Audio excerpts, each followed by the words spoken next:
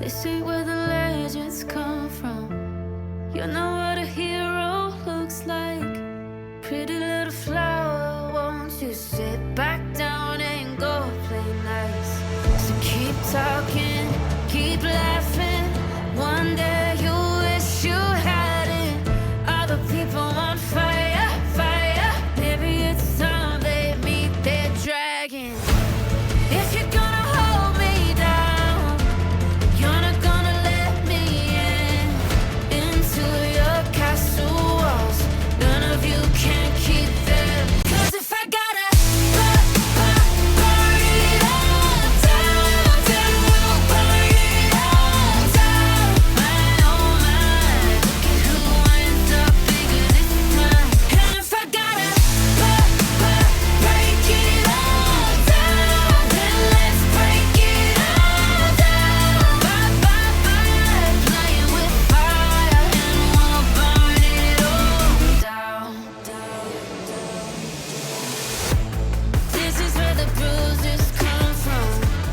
This is when the game gets ugly. These blood, sweat, tears keep running. Licking my plate 'cause I'm so hungry. Keep talking, keep laughing. One day you'll see what happens. Other people on fire, fire. It's about time they meet their dragon. If you're gonna hold me down, you're not gonna let me into your castle walls.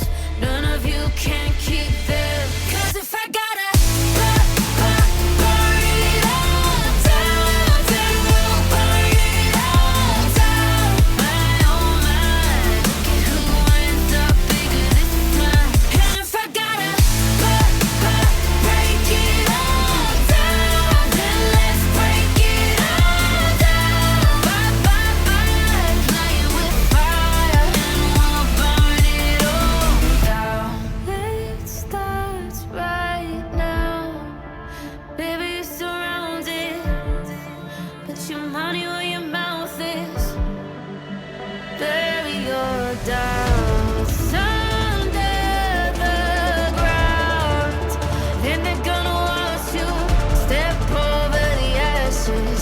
Right now I'm taking my turn with the matches. 'Cause if I gotta burn it all down, then we'll burn it all down. Oh my, look at who ends up bigger this time. And if I gotta break it all down, then let's break it all down. Playing with fire, and we'll burn it all down. What is up, everybody? How are you doing tonight? Welcome back. Welcome back to the start of the Paladins League. Tonight is the first night of our gold division. How are you feeling today, Sakura? I'm feeling great, Yori. I'm really excited to see these games and what they have in store for us. What about you? I'm excited to see it because this is a difference of skill set, different matchups, different teams, all from our Paladins League. We've seen some hard hitting action from from a Titans League. With Paladins League starting, I know these guys have been watching, these guys have been studying, so hopefully they can move up from this league up to the next league next year. So, what are you expecting to see here from this league tonight? I'm expecting to see hopefully to see some nice plays, good macro and all. I'm really just looking to see some great comps too. I really do enjoy the scalers. I really like the scaling comps. Um,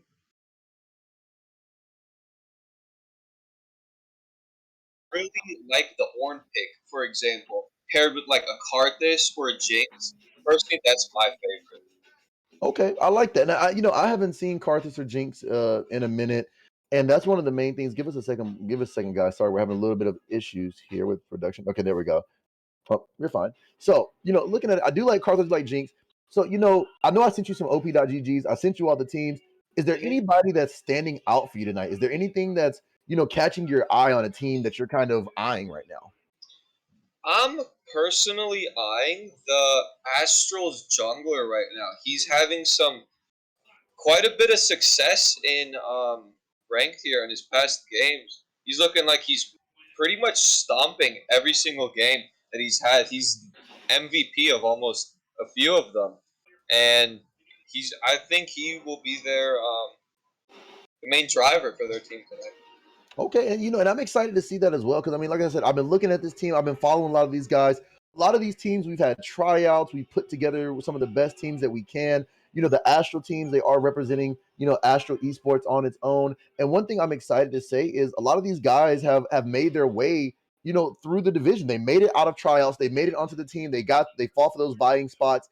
And I'm excited to see if all their hard work is going to pay off tonight, with this being the first game of the season. I agree. Yeah, first game of the Paladins season. I have some high expectations from these teams too. So can No, and I think that's the main thing. I mean, because your main rank is what? You're like plat, close to diamond almost. yes, that is Yeah. my See, plat.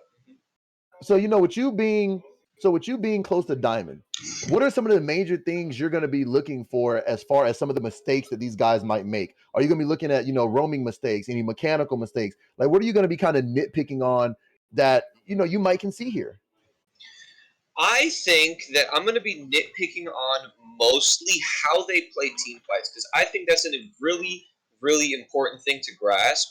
Most people that my elo are in, I think personally, can't play the fight to its fullest potential, and that's where it comes back to me with drafting and picking the correct comp.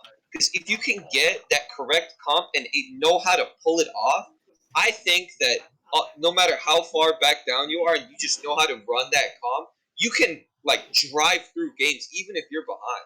You got to really know how to abuse that comp. What are the strengths and weaknesses of it?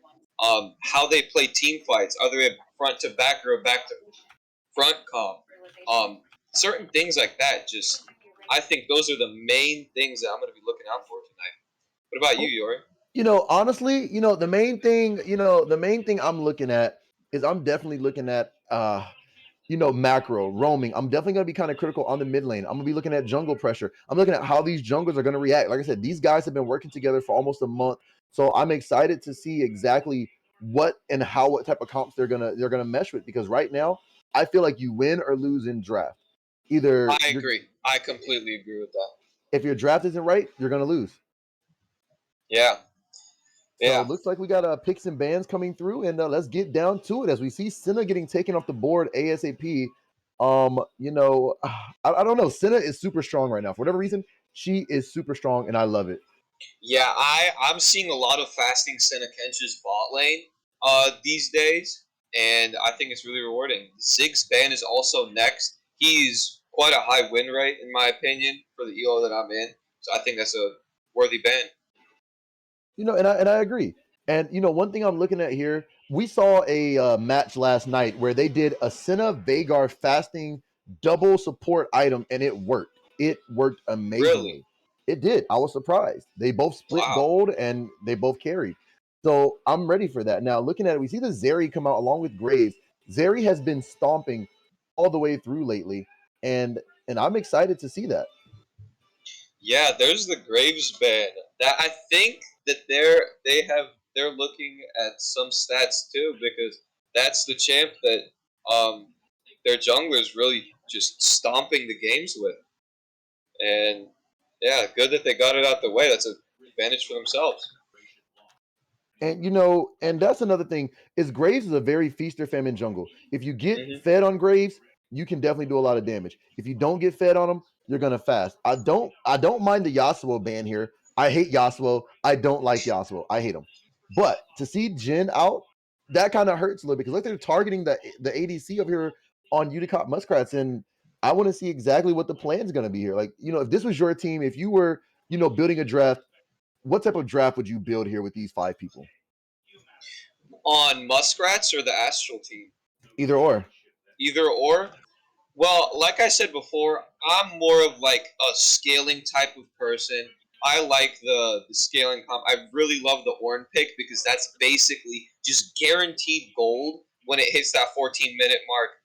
And yeah, if a comp can really strategize off not dying and not losing a lot early, then that orange just becomes so useful to the point where it just skyrockets. And yeah, Okay. that's my type of favorite comp. And And, we see that the Thresh Jinx is picked here. That's a perfect scaling bot lane. I love the Jinx pick. Nice scaling, nice consistent damage in the late game. And the Muskrats also picked Caitlyn Alistar. Caitlyn is a very poke early champion in the bot lane, and Alistar likes to engage early. Now, I think that Thresh is a counter to Alistar because he can just flay his whole engage and just completely erase the threat of the Alistar in lane if he plays it correctly. and I definitely agree. I mean, Caitlyn Alistar is very, very good, and I like that because I mean, it got engaged. You got Peel, as we see the Garen get picked out as well. I mean, you get a nice Alistar combo into a Caitlyn trap. Boom. So I love the simplicity yet hard macro focus on both these comps. Because I mean, think about it. These are simple champions, not highly mechanical, not highly skilled. All you gotta do is hit one combo. Boom. You don't mess it up. There you go. And the front to back, two tanks, protect the ADC. I love this right here. This is something that's you don't normally see. As we see the TF getting banned as well, which TF I think is a waste of a ban because you don't see him too much in pro play or even on the Rift lately. I agree. I agree that TF isn't really being picked lately because he does require a very early game oriented leads to snowball the game off of, and if he just doesn't get those leads, he kind of like fizzles away in a sense, where he just becomes kind of the sideline character, not mainstream. And see, and honestly, let's be real here. Do you really think TF is viable right now? Because we see the Yoda. It's with so many different mid laners. You got Diana, you got Victor, you've got you got all these other strong champions, even Rise, Echo. We see these champions that are much stronger than TF. Do you think that was a waste of a ban on the side of Astral Invokers?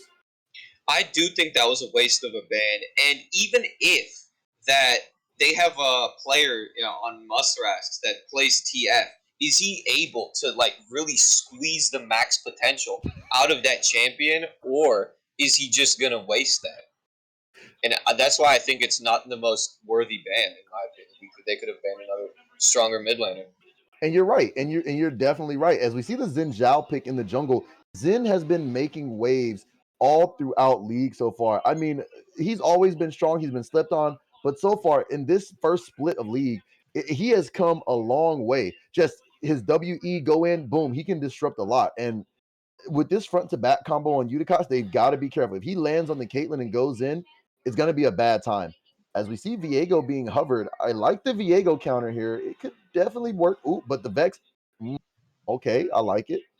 And Hmm. what I Vex mean, pick is questionable, honestly, because Vex is usually about stopping the dash champions. Now she can stop a Xin Zhao dash, but she can't stop Sion ult when they ult in, and I think that's going to be a problem because the Vex is really trying to just protect the Caitlyn, and if Sion gets a good flank or if their team is not set up correctly, then he just goes right through. as And we with see the Trundle being Trundle, yeah, the ooh, Trundle pick.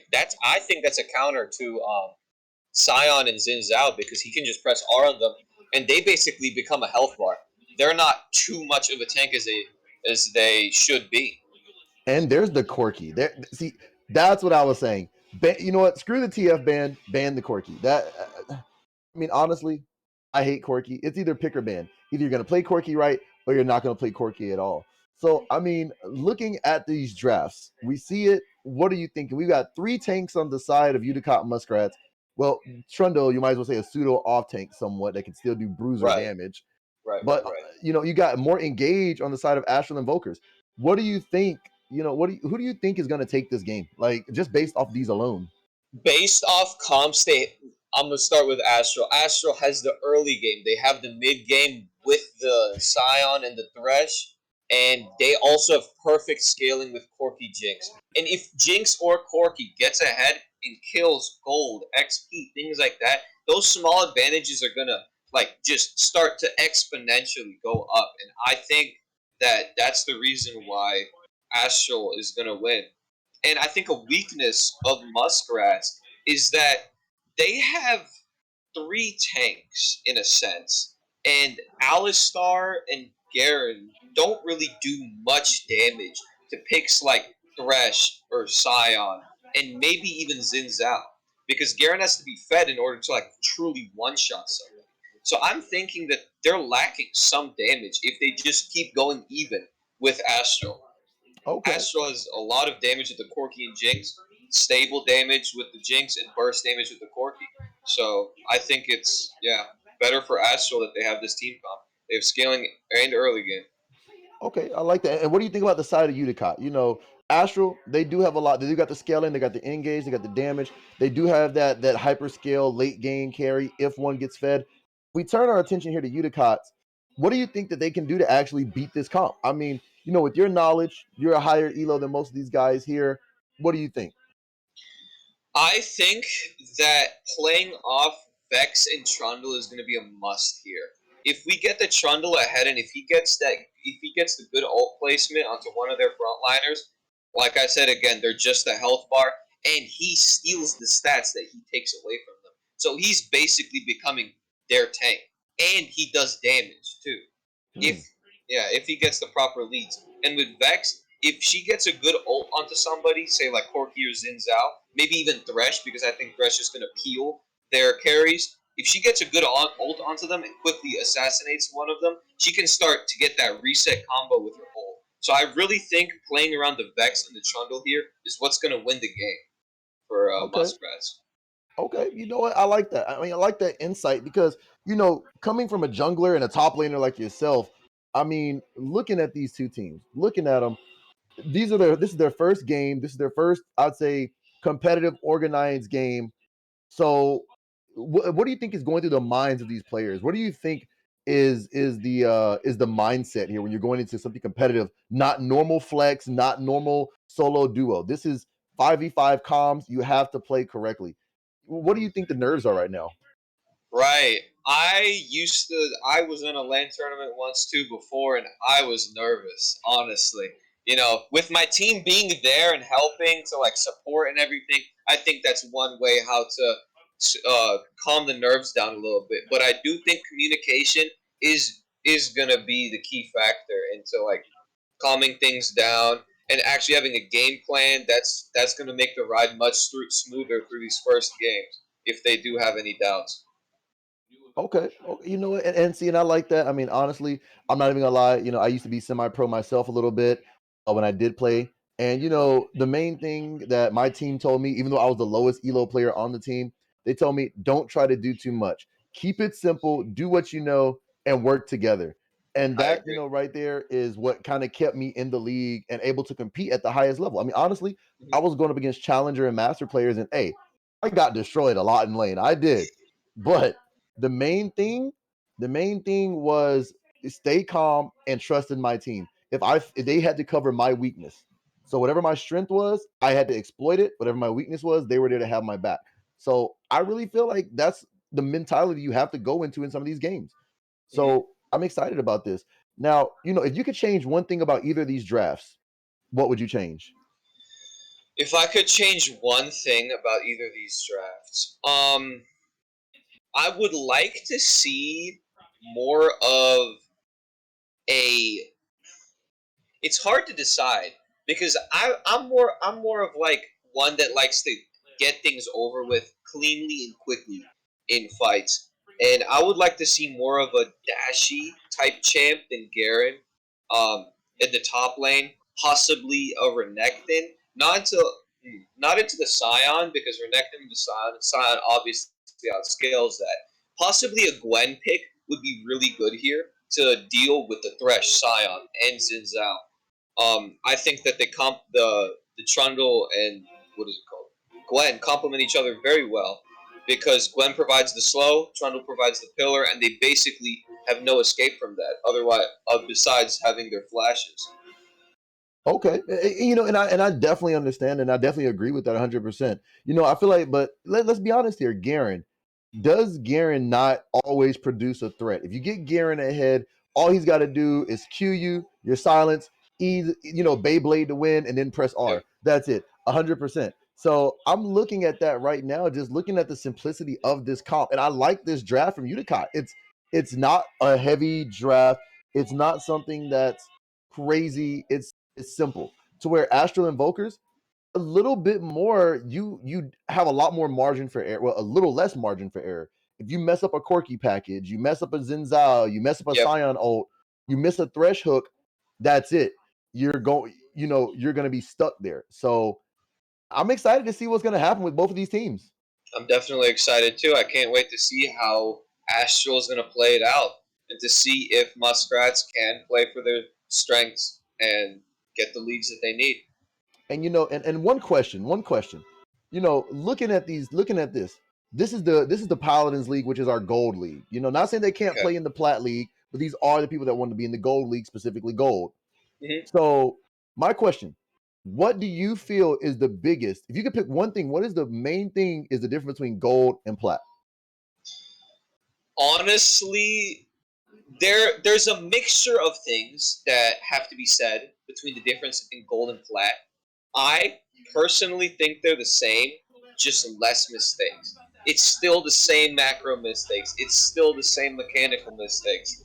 Um, Things like that and drafts. I think drafts get better. Um, and also, I think the one key difference between gold and plat is that they have smaller champ pools. They narrow it down to 2-3 champions and just stick with it. No other roles, no other champions. Even in counter matchups, you want to get really comfortable on the champions that you love to play so that you can just win through comfort picks rather than the counter pick. Okay, I like that, to hear it from the Diamond Man himself. So while we go ahead and get into game, I'm ready. Let's start this season off with a bang. We've got Utica Muskrats versus Astral Invokers. Let's see how this plays out.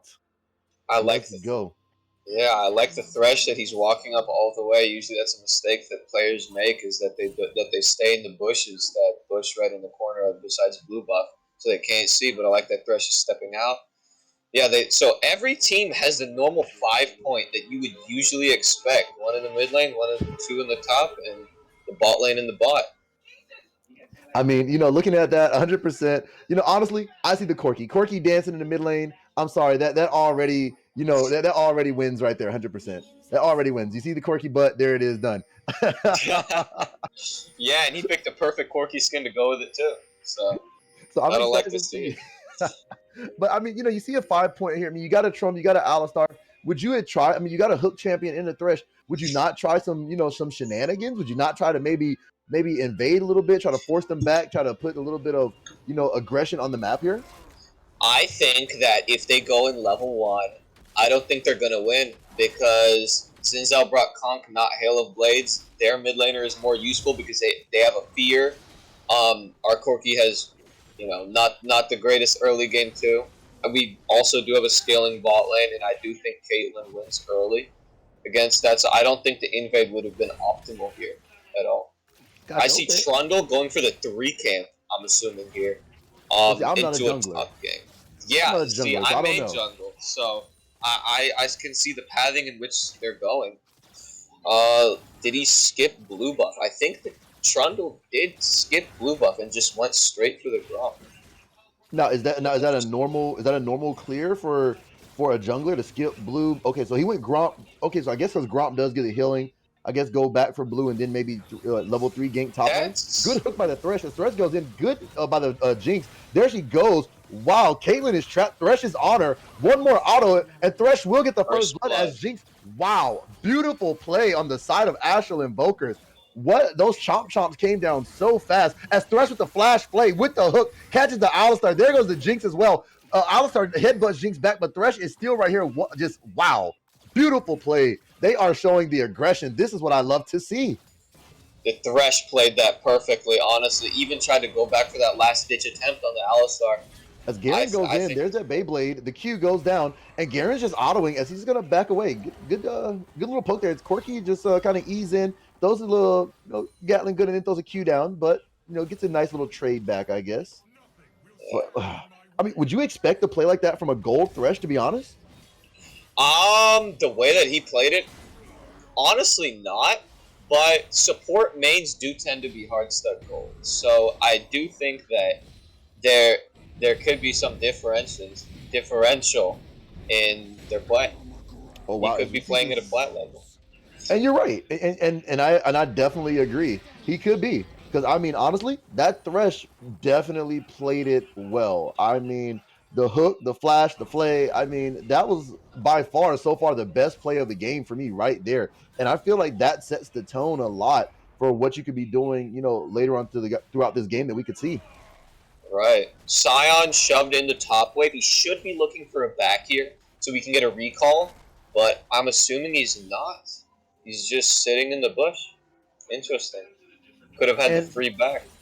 I mean, he could have, but I mean, honestly, it's a Garen. You've got to keep the pressure on him. I don't like the fact that Scion's letting Garen kind of, regenerate this type of health because Garen's just going to get back full health. I mean, yeah, you do a lot of damage. Oh, the little sneaky. He gets the knockup. He goes in, gets the shield. He pops it in there. Garen's just going to try to run away and good maybe play by Scion, getting a little bit more damage there. But I don't know. That's like I agree. Back there, come back to lane. He's slow pushing it. So I really feel Yeah. like that might have been better. Yeah, he would have had the freeze if he doesn't have enough time to push the wave back into his turret to Garen. So if when Sion would have came back, he could have just frozen the wave and then basically denied Garen the whole laning phase off of that, just there. Okay, so question with this Scion, do you think we're gonna see tanky Scion or do you think we're gonna see the inting lethality go Hundred in? percent, Oh, you think we're hundred gonna see percent tanky Sion. No way tanky? lethality.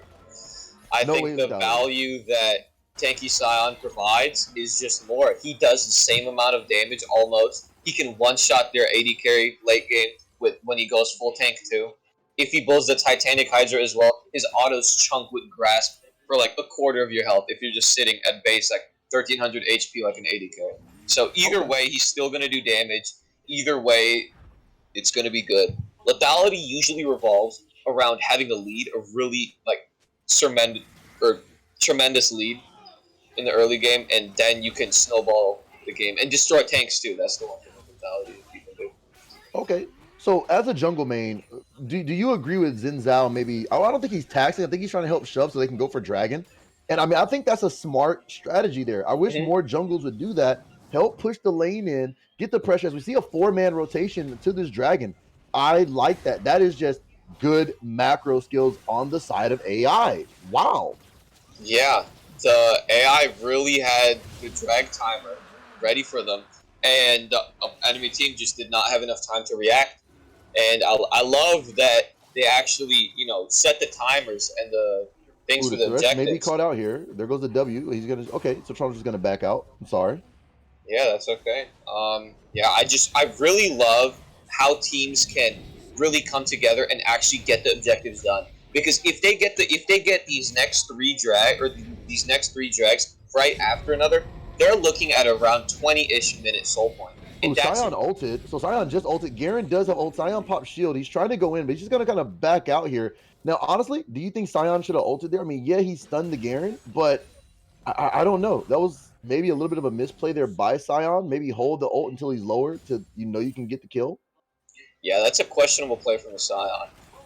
If I were the Scion personally right now, I would be using my ult to get back to lane. I would just constantly keep shoving Garen under turret all the time, letting him lose minions, and just getting the backs, getting the guaranteed leads against the Garen, and just looking to scale and push the game even further, using Oh, the Thresh ult is to up. go back to the Ooh, lane. good hook by Thresh. Thresh going in. There's the Chompers going down again. But Alistar here. Here comes Trundle. Thresh is kind of caught in no man's land. But Alistar does get hit. But here comes Xin Zhao catching the lantern. As Xin does ult, he does hit the E. But looks like Ali is going to be forced to flash out. And in the top lane, Garen gets the solo kill on the Scion. As another hook comes down, Jinx gets the kill on the Alistar. Double kill for the Jinx and the bot lane. Wow, you trade 1 for 2. Wow, beautiful play on the side of Astral and Volkers. They lose their Scion top, but they do get the double and a couple of plates here on the bot side. Good job. Wow. Yeah, that was a really good play by Astral. That really sets up the scaling in their bot lane to just move out exponentially. Now, if they don't make a misplay, if the Jinx does not get caught out in these fights, she will be looking at a really, really, really early power spike for her items. Oh, especially. Once she definitely. gets the Kraken Slayer, it's just melting season. And I definitely agree. And I mean, honestly, looking at it right now, they just like most teams, and I hate to say it, most teams do, they play through the bot lane. And Astral, they're playing straight through this Jinx. I mean, Zinzao, that's his first gank. As Trundle is kind of hovering here. Good pink by Sion. And Jinx is 2-0. Once again, hyper scaling ADC. You get her online, she keeps the lead. She doesn't make any aggressive plays. They don't get on top of her. You easily can win.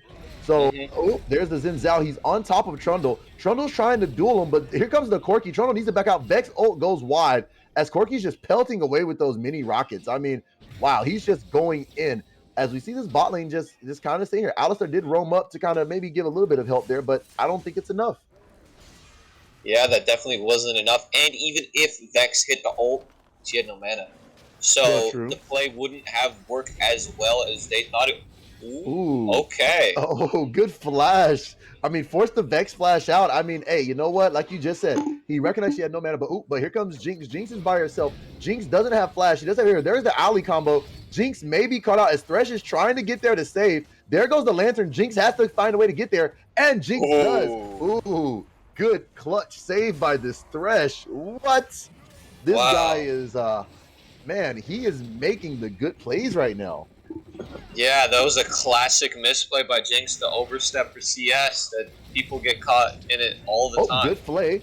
Caitlyn flashes. Thresh lands. Wow, but he has no way to re-engage to go in as Ali will take a chomper. Wow. You know what? This Thresh is landing them. He is landing all of these plays. This Thresh is really good mechanically. I can really see it in him. He's going to make the plays in these team fights, I think.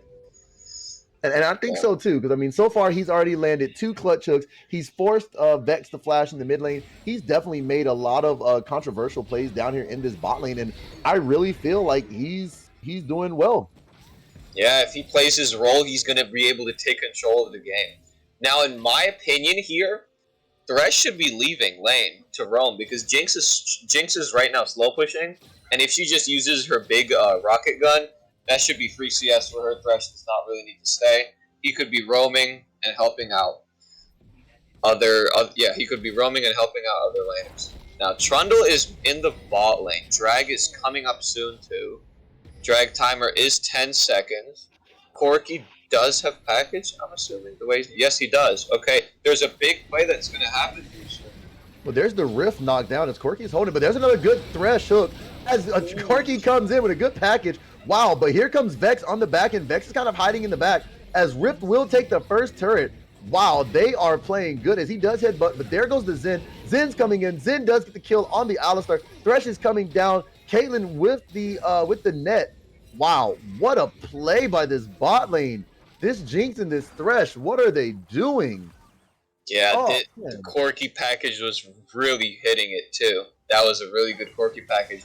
And of course, Astral just caught Muskrats when they're scared. They're under turret. They had the Rift. Their mid laner was not ready. They was not prepared for that Corki package and his roams too. So they're really the Astral is really focusing off of momentum here, trying to get play after play. And I see Sion has a mythic item that I do not think should be built on him. It is the Turbo Chem Tank. That is a very interesting. I think he should have just went for the burn damage item with the Iceborne Gauntlet.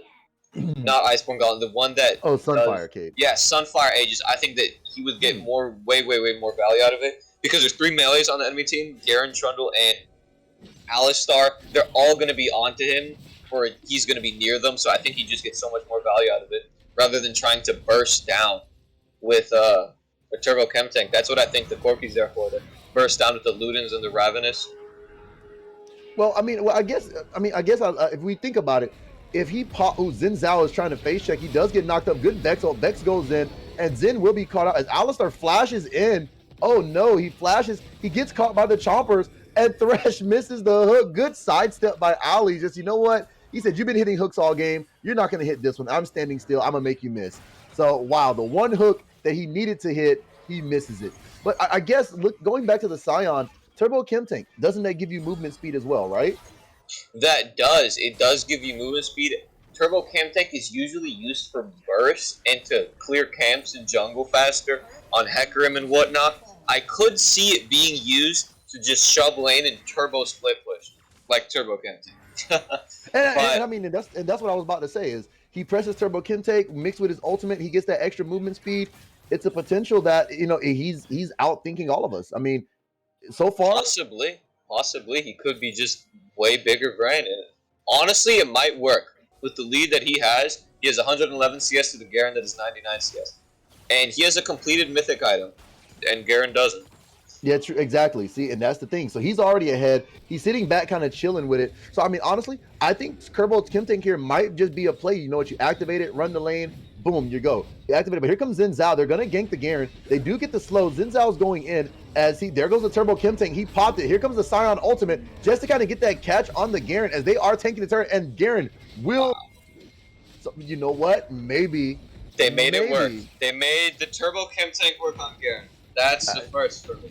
and I mean, that's what I'm saying. You pop it, you get the gap closed, and then you ult. So I mean, Garen, let's face it, Garen, he presses Q, you get the movement speed. On top of that, you press your W, you get the tenacity. So you can definitely outrun a lot of champions. But with Turbo Chem Tank, you're not outrunning a Scion with his ultimate that can just definitely chase you down. That's true. I guess it does have a really good synergy with the way that Scion's playing, especially. I think that's a good item on him, the way that he's playing. So, perfect choice by him. Now, and looking at it right here, so far it's 6-2. The gold lead is a 5K deficit on the side of Unicon Muskrats. They're not doing too bad. They're really not. They're trying to bring it back in. They're, you know, the bot lane just has to kind of focus up, get Caitlyn some of these kills, and play to late game. Jinx, she's already got a Kraken Slayer up as Caitlyn is just sitting on one part of the item. So they have to be careful. But I love the warding here by the alley. He's trying to get deep wards, but, you know, I don't think posting one there is probably good. But they did not see it, so not too bad. Yeah, definitely not bad at all from them. I'm very surprised that Caitlyn's sitting on that one item when it's 15 minutes in the game. But maybe, who knows, maybe she's just holding all that golden, which I do think she's doing. But see, I'm loving this from AI. I'm loving this from the Invokers. Look at them. They're roaming 3. Thresh is staying in the mid lane to keep them busy. They're taking 3 to go straight for Rift. I mean, that is just beautiful rotations. I love to see that. Trundle has no idea what's going on. They bring back the Jinx. Now Trundle's starting to roam up when Rift is already halfway. They have to make a stand here. I mean, Garen's roaming down. Garen goes in. He catches Xin Zhao. The rest of the team is... Trundle flashes over the wall. Garen gets hooked, and he plays Garen back in, but Thresh ults to kind of keep everybody out. I don't think there was a need to flash there over the wall. I feel like if your team is there, you have to go in on that. I feel like that's the time you might have to go in. Yeah, definitely. They had the rotation there as was a mistake again by Muskrats. They were just a good hook by this Thresh again. He gets played back. There's the Zen ult, and wow, they just delete the Vex. But here comes Jinx. Jinx is just on it. These boys are running through right now. Like, what is going on? They're definitely making play after play, especially with this Rift Herald that's even more momentum going to Astral Invokers. They're just ready for their play. They're on the timer. They're looking for it, and they do get it. The Thresh is just really taking control of the game, making the plays, making sure that everyone's where they're supposed to be. I think the Thresh is really, really, really helping the team tremendously. and you know, and I'm definitely looking at this right here. It's just, you know, this Thresh is definitely making a lot of these godlike plays. I mean, this Thresh and this Jinx, they are definitely making worth of this lead that they were given. The Corki sitting just on 3 assists. And I mean, he's going that Miramana build Corki, so it's not too bad. Yeah, he's going to be a real threat late game with that poke. He's going to go Luden's Tempest too, and then a Ravenous Hydra. Okay. To maximize the poke out him for the wave clear too. Yeah, I think he's just gonna gnaw them down, and then after Corki gnaws them down, Sion's just gonna ult in and finish it off. That'll be the team fight for Astral Invokers if they play that properly. So if you're Unicon Muskrats, how do you bring this game back? How do you come back and kind of stop the bleeding a little bit here? Because right now Your bot lane's a little bit behind. You know, your mid lane, you're somewhat kind of even. Your jungle, you're trying to get there. Your top lane, I mean, and overall is not that bad of what's going on right now. It's just the kills are going all over to Jinx, and you've got to find a way to shut her down. I agree. Now, in my opinion, Caitlyn is an early game and a late game champion, not a mid game champion, and that mid game is where Muskrats and Astral are right now. So I think that putting all your resources into the Garen and the Vex, the solo laners, is what's going to be the most efficient to win a team fight and the most efficient to actually get leads, because I think that they can carry the game possibly. Trundle is just getting further and further down the gold deficit as Xin Zhao is pathing better than him now. His camp timers are on time. Things are just looking really good for Astral right now. And I mean, I definitely understand, and I definitely agree that they are looking really good. But I mean, honestly, you know, you've got all three outer turrets out. This is just free gold on the side of Unicott Muskrats right now because you know they're trying to just kind of stop it. They're going in, they're chilling, they're relaxing. So you know they can just maybe freeze a wave and just not even try to fight at all. Starve them out, get your gold, come back, and just go from then, and just go from there. Yeah, I agree. Now, I like the way that everyone is hit. Garen TP top. That is really, really, really interesting. I think he was just trying to get the Corki. Was the Corki low, possibly? No, he was not. He was full health, basically full mana. That was a very, very weird TP from Garen. Well, I think they're trying to maybe stall the Baron. I guess they maybe I guess they maybe you know, I guess they maybe figured out that you know what, they were getting wards. If I TP top lane, then maybe if they're on Baron, I might catch him out. Maybe if they try, you know, I mean, I don't know. The thing with that was that Astral Invokers was never even prepared for Baron. They were all over the place. They were mid, they were bot, they're top, right? They weren't prepared for the Baron. I think that TP was just a really big misplay by King Sword. Yeah, and I definitely agree, especially with a minute and 37 till Drake coming up. As looks like a bot lane turret was destroyed as Sion just destroys the turret. Garen has to try to match, and Sion's just going to run out. I really like the Frozen Heart buy that Sion did. Most of their team has high attack speed. The Garen with the Berserker Greaves, Trundle with the lethal tempo, Caitlyn with lethal tempo too. That's just really going to be messing up how they auto attack move, how they click, because Frozen Heart gives that attack speed reduction actually. So Okay. I think it's going to really mess the feel up for Muskrats and how they play. And I definitely agree because I mean right now I don't think this Garen can even solo the Sion. Like he's trying to fight him, but there's no way that he can 1v1.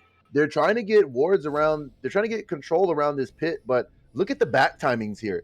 The back time from the Thresh, the back times, they're all setting up now. They know, hey, we got 36 seconds to get down to Soul. As you know, Muskrats are already there. Muskrats are setting up a little bit of the defense here, trying to get those wards deep. They've got to get those wards down. If not, it's going to be an issue. That's definitely going to be an issue. Now, Muskrats has the advantage here. They have the first place. They're ready for the bush. Okay. Oh, there's Alistair. Alistair knocked the Thresh in. They catch the Thresh out. The Vex with the fear as Thresh will go down. Good job on the side of Caitlyn. You got 3 seconds. Well, actually not 3. Like about a little less than 5 seconds here on the Dragon. Dragon is spawning. Corki's TPing in. So they do get catch caught him. out again. But Corki Alistar is there. There goes Trundle with the pillar. Good job. Good headbutt. As they go in, as Xin Zhao will fall. They're trying to get in, but they gotta get to the Jinx. Jinx is just free hitting in the back line. There goes Sion with the ultimate. Trundle's trying to get there. Caitlyn, Gale forces in. She gets the shutdown. That's what she needed. But Sion does flash. He's on the Caitlyn as Corki will clean up. There goes the ace. But good job on the fight as Garen gets the shutdown on the Jinx. But wow. I mean, it started out great. They got the jump on them, but AI stays calm and they just go and they take the they take the kills there. They ace them. And just like how I said before, the Corki and the Jinx are really what's the core of this team comp. And now that they're really just abusing the fact that they have Corki and Jinx. The Corki used this package. He got the 3-man package, and all of their health bars were burning. He landed the Q ult too. That's already a third or a quarter of 3 people's health bars, and they just poked them out after that Scion came in. Jinx was just melting health bars, and that's just what you love to see AD carries do. Oh yeah, That's the classic AD carry. And you're right. I mean, when you can't get to the Jinx, you can't get to that backline, you can't stop her. That's what she's gonna do all game long. I mean, 300 gold shutdown. Yeah, it went good that Garen got a little bit of gold back on the map because he's got Triforce, he's got Shereldas, but is it gonna be enough? I don't know. You're kind of behind, but you're still going a little bit of damage. I don't know. Shereldas is a really risky buy. And that's what I mean. You get no tank stats from it. You get nothing out of it besides pure damage. And Garen really isn't. He's part of the damage, but he isn't the full damage of the team. I think Vex is the main damage of Uskrats here. She does have the Ludens. It looks like she's going for a. With the new items, how they're built, I can't tell what she's going for now. But I think she should be going for another damage item and not a shielding item, because I think Alistar, and if Trundle and Alistar peel for this Vex, I think that they could make something work here. Yeah, and I definitely agree. I mean, I don't know. I don't know, because a lot can be said. Looking at this Scion build, you got Steric, you've got Chemtank, you've got you've got Frozen Heart, you got Plated Steel Caps.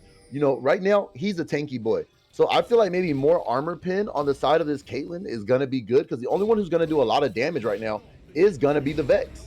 Like, Vex is the only one that can really do damage to the Scion because he's super tanky. Like, look, Garen cannot solo him.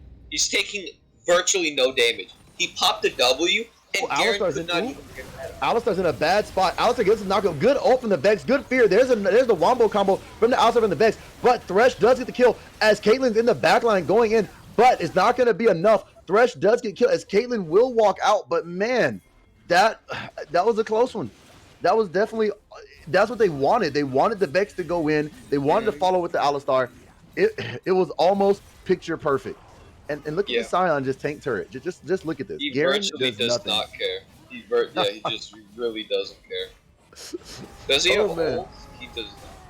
No, and Garen ults, but it's not enough. Scion's just gonna shield up and walk away. He's got a 450 gold bounty. Garen does stop the knockup, so Garen finally gets the kill with Caitlyn's help. That's 750 gold, as he will just take the turret.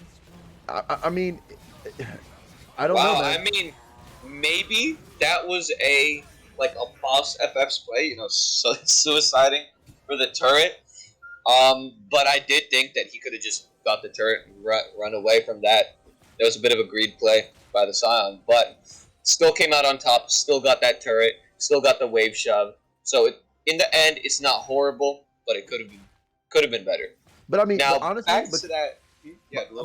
can you say it was a greed play? Because I mean, let's be real. What they got off of that? You get a turret, you get the Baron. They waste a lot on you, and they still it took 2 people to almost try to kill you, and you still get the turret and you get the Baron off of this. So right now, it's definitely one of those things that's, hey, you know what? I think it's worth. I don't even think it's a risk. I think that's cold calculated, saying, hey, you know what? We've got this. Oh, Vex maybe. Oh, Vex is just in the wrong place at the wrong time. Poor Vex, as Corki is trying to catch up, and they will. Jinx is just firing those long range. Oh. That is really that is really Exodia for the Corki and the Jinx. They just melt. Even tanks. Like this Alistar's building. Ooh, look at the damage. Oh man.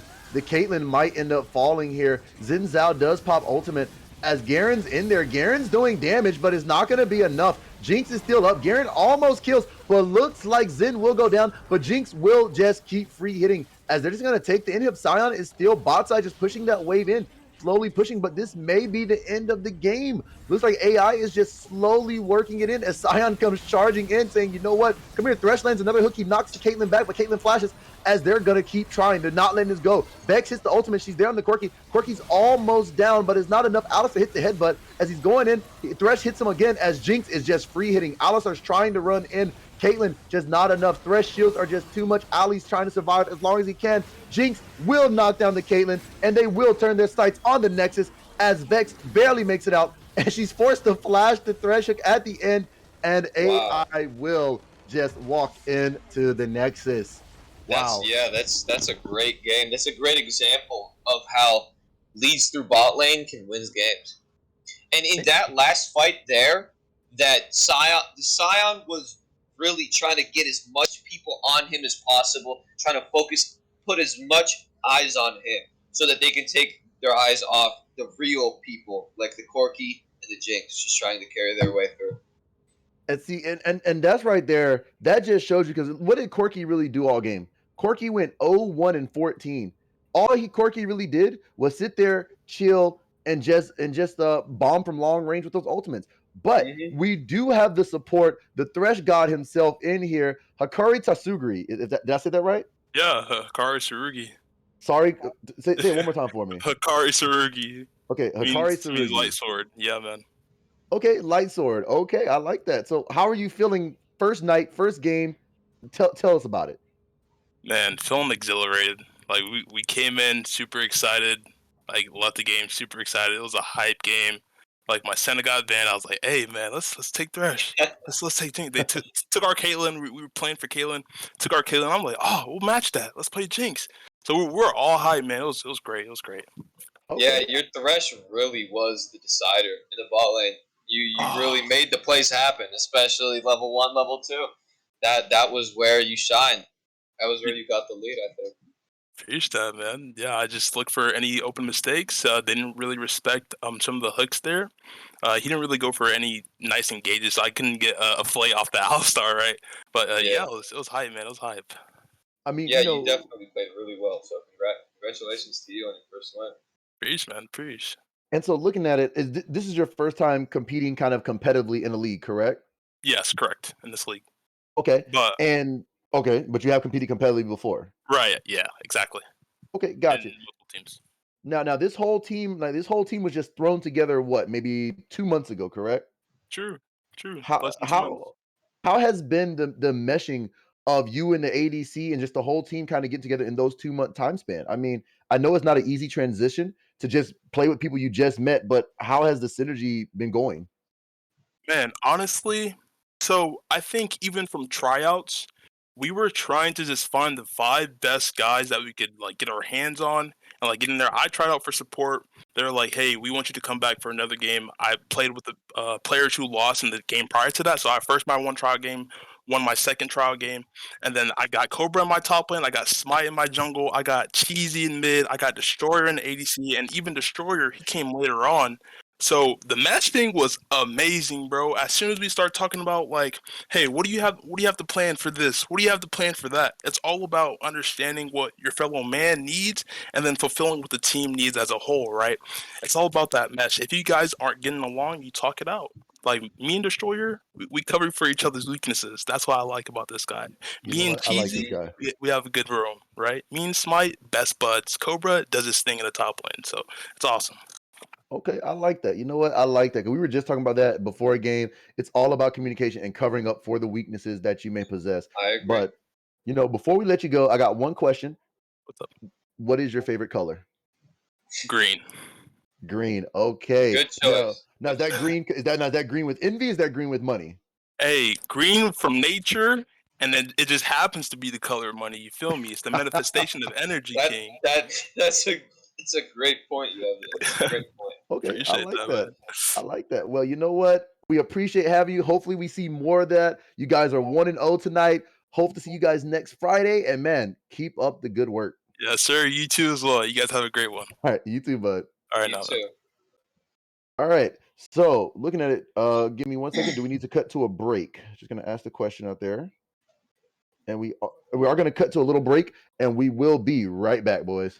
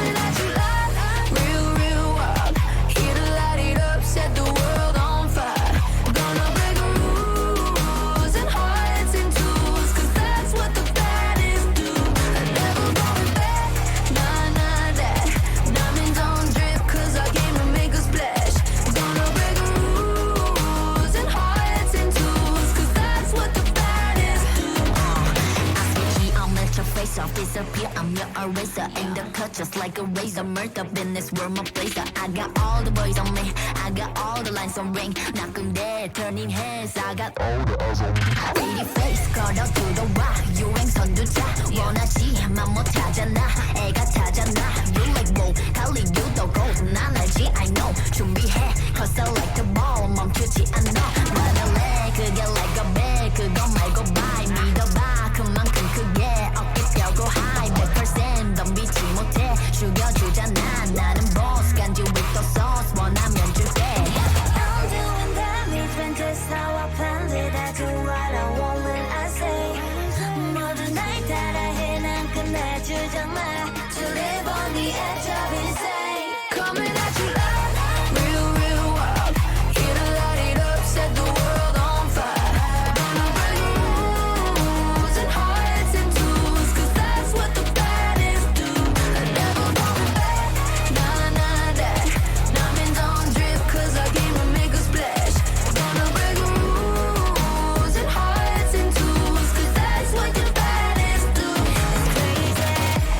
Sorry for the bad news. Sorry, I'm so bad. Only took a minute for me to get what you had. Sorry for the bad news. No, it makes you sad. Live for a minute, baby. You should pack your bags. Way that I look should be breaking the law. If I don't got it, I take what I want. My circle small like a round of applause. You know that I love the sound of applause. You know I mean everything that I say. When you see me coming, get out of the way. Back in this lane, back in this lane. Back and I'm better and ready to stay. I'm doing damage when just how I planned it. I do what I want when I say. 모든 날 따라해. 난 끝내주잖아. To live on the edge of insane. It's crazy. Sorry, not sorry for being the best. 언제든지 내가 좀 해. Look at the gold, all on my chest. Look at the gold, call it a flex. Everybody, panic. Hold on. I'm about to say something really cool. 3, 41, 9, and lift off! No one dies screaming without me. I feel like I forgot to shoot something. You're starting to bore me. She's such a loser. Always ready to cry. Da-da-da-da. Ah, come on. What's the worst that could happen?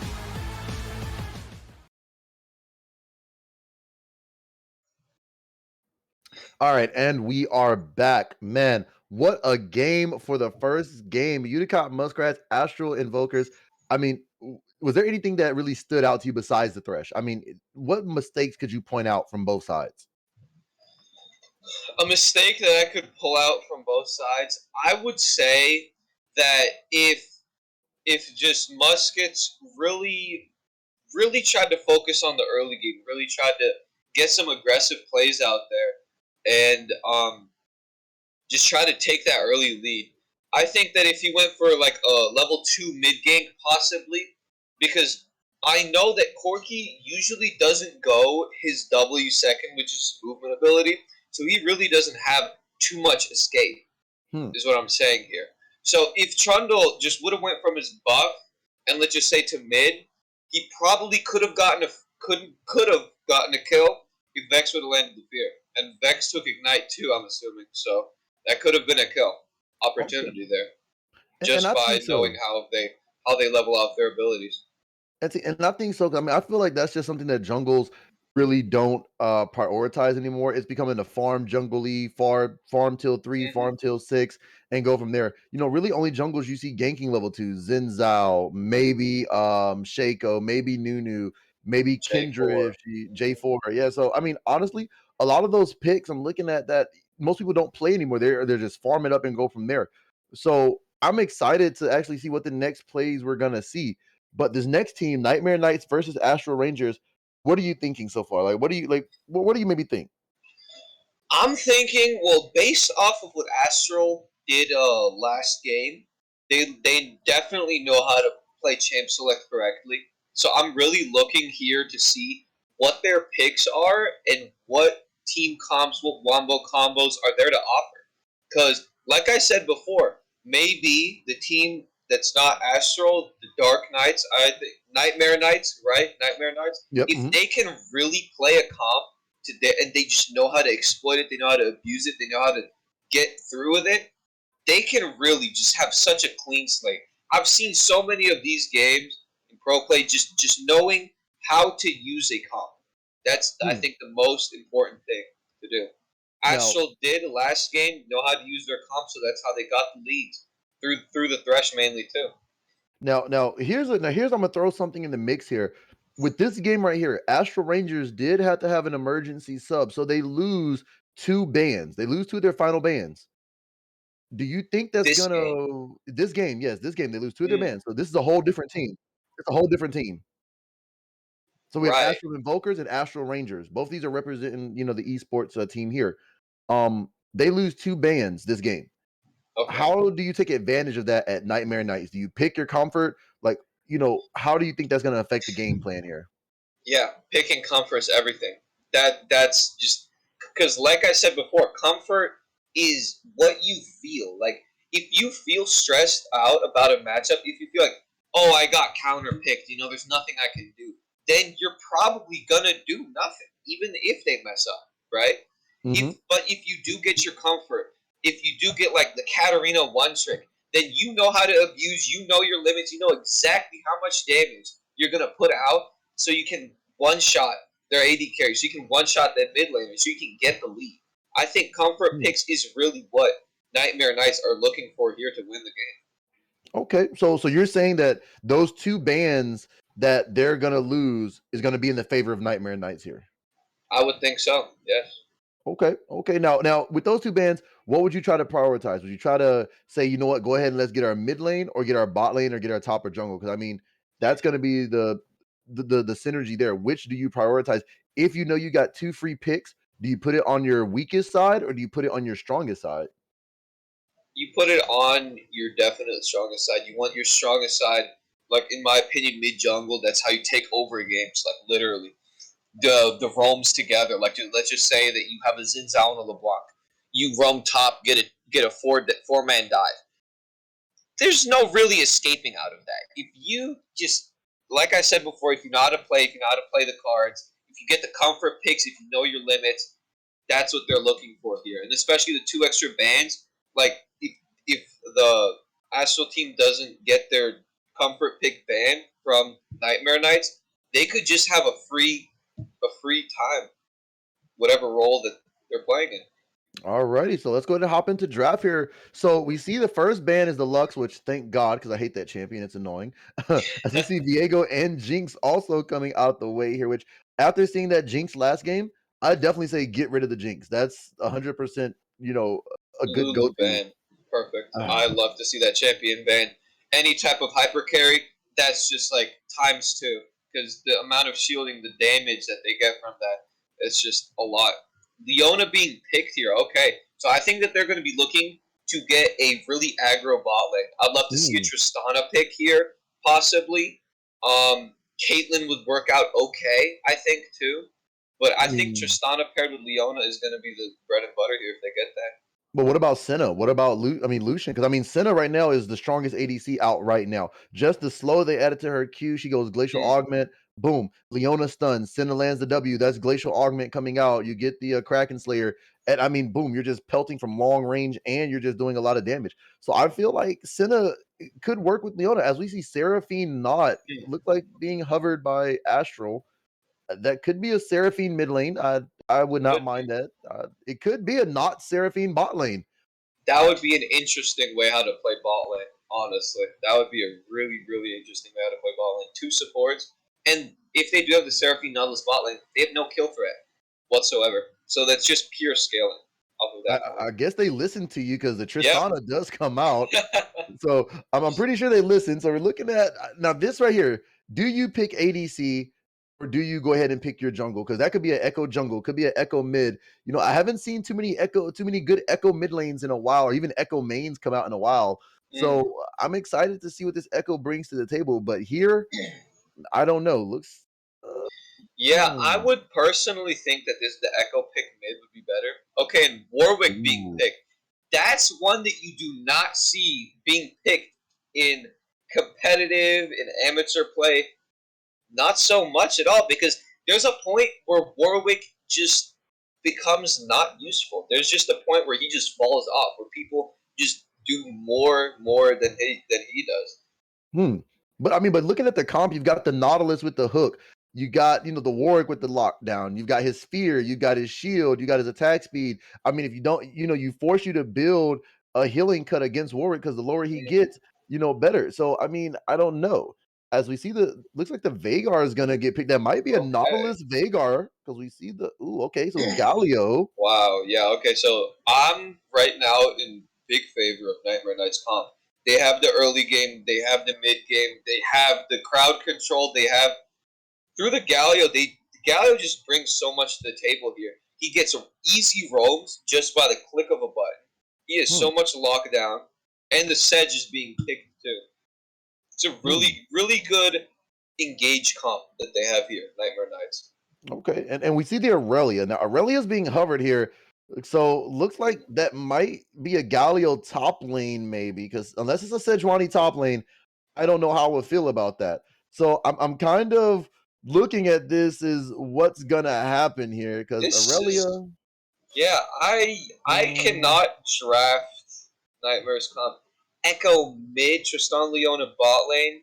It has to be a Sedge top. That's the only way it makes sense. Because Echo and Galio can't really play the top lane role too impactfully. Because Galio should be focused mid, right? He has the roam potential. He shoves lane with just his passive and his Q. Get the back line, the casters out, and he just roams off that. And with being in the mid lane, he can roam top or bot and roam with jungle. So mid, Galio is really best positioned here. So it has to be the Sedge top. And see, and that's what I was thinking. But I mean, if that's Sedge top, how does she go against Aurelia? Because I mean, honestly, let's face it. Yeah, you don't want to fight Sejuani straight out because of her E passive, but once Aurelia gets on top of you, that's kind of it. She gets that Yep. fourth stack. She's just gonna go in and she's just gonna start fighting. So I don't know. Now looking at the side of Astral Rangers, I don't understand their bot lane. Is it Nautilus Seraphine? Is it Nautilus Vagar? You know, I'm kind of I I'm would, kind of split here. yeah, I would personally like to see the Nautilus Vagar bot lane. Now, Vagar AD carry, I think personally right now is sleeper. Because Mm, you get the level 6 with Vagar, free kills every single day of the week bot lane. Nautilus lands a hook. Vagar gets the cage. WQ ult by Vagar. Control out delete. Just like his ult. okay. That's just how they should be looking to play it. Now, if it is a Nautilus Seraphine bot lane and a Vagar mid lane, I think they're limiting their options by a huge margin here, and they're going to lose a lot of playmaking potential. And I definitely agree. But I mean, honestly, looking at it, Seraphine in the mid lane, she has more range than most other mid laners. She can maybe poke out Galio, just throw her Q. She can stun, she can heal. Well, I mean, I don't know. Looking at it right now, this is something that I'm kind of conflicted on as far as which comp is going to be better here. Because if that is an Echo jungle, then you're going up against Warwick. Uh, does Warwick propose more of a threat in the jungle than Echo does? I think so, 100%. I think Warwick is basically Nunu, but in a damage sense. Hmm. He doesn't get that much crowd control because he only has his E and then he has his ult. That's when he gets to level 6. And Warwick and no Nunu, he has the knockup. He has his E, which is a root too, and a slow. Warwick also provides a lot of damage with his Q too, and he does win early. He does win early. He has his W so that he can sneak people out. That's where he gets his movement speed from too. So I think Warwick should be looking for the aggro plays here in the bot lane with the Nautilus. Hopefully Vagar is the AD carry too. Okay. So let me throw you this scenario. Looking at these comps, would you level it? Which one would you level invade on? Because I'm looking at level one invade here on the side of Nightmare Nash. You got Leona, you got Galio, you've got Sejuani. Mm-hmm. Boom. On the side of Astral Rangers, you've got Vagar Cage, you've got Nautilus, you've got Seraphine. So the question is, even with the Warwick Fear, which team do you think would benefit more off of a level one skirmish here in the jungle? I really believe both of these teams could do it, but which one would maybe come out on top? I think that the level 1 invade based off these comps is basically who's gonna push for the kill more, who's gonna flash. Because if Leona gets the jump, then they can burst down quite easily. They have an Echo passive, they have Tristana, they have Galio, they have Sedge. They have that burst type thing. But if they don't play that properly, if they don't get that level 1 like straight right off the bat, quick plays out, then I think Astral Rangers comp wins in the long run because Warwick and Irelia, they win the extended duels. They win the extended fights through their passives, through their abilities. They just win the extended fights through that. So if I was Nightmare Knights, I would really just look to quickly flash in, get the kill, then immediately dip out.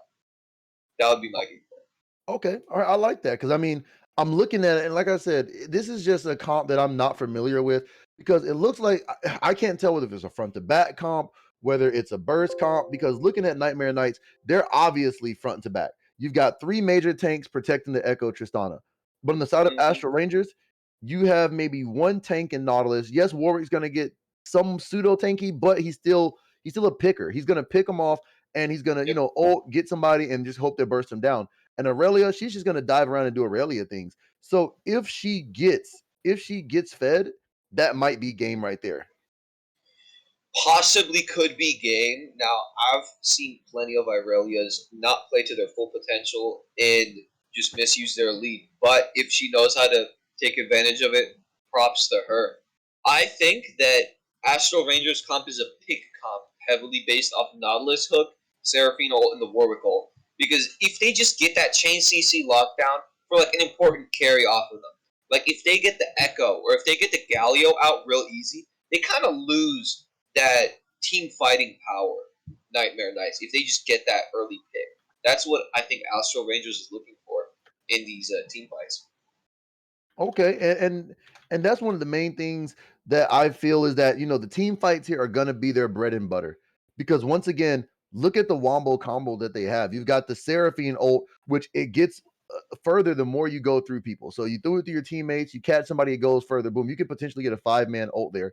You've got the Vagar cage. Even if Seraphine ults one or two people, throw the cage around them. It doesn't matter if it hits or not; they're locked in. You have the Nautilus land a hook, it drags them into the cage. Boom, there you go. Now you've got a stun. So I feel like team fighting is where Astral Rangers want to be. But on the side of Nightmare Knights, I really feel like, their team fight isn't as bad either. Throw a Leona ult down there, mix with a Sejuani Bola, a Galio ult, and hey, Echo Stun, there you go.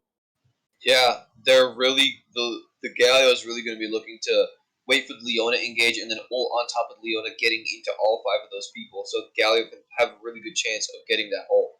Now, I do think that Nightmare Knights should play for the 2v3s, for the 3v3s, and just try to get it out though. Try to make the game as hard for Astral Rangers as possible because Astral Rangers has the Vagar. They have the Seraphine. They have the scaling options, like the hard scaling options. If Astral gets to the late game, it's just going to be really, really hard for Nightmare Knights to have a functioning team comp. Okay, Because, yeah. I'm sorry, go ahead. I'm sorry. Because Vagar has that cage that can basically block their Galios and Sejuani's engages quite nicely. Because if he puts the cage, Sejuani can't Q through it. Galio can't eat through it. The only way Galio has access is through his ult, and that's if Leona gets through his cage.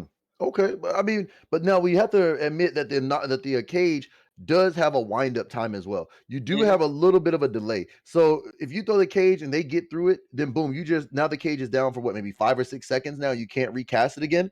Especially early game is down about maybe 6 or 7 seconds. Oh yeah, 100%. So you've got to be able to throw that cage and have your spacing correct. Because if not, they get on top of Vagar. My main focus here, shut down the Vagar. There's no cage. We deal with everybody else one at a time, and we just go from there. So I don't know. I think that's going to be the main strategy here.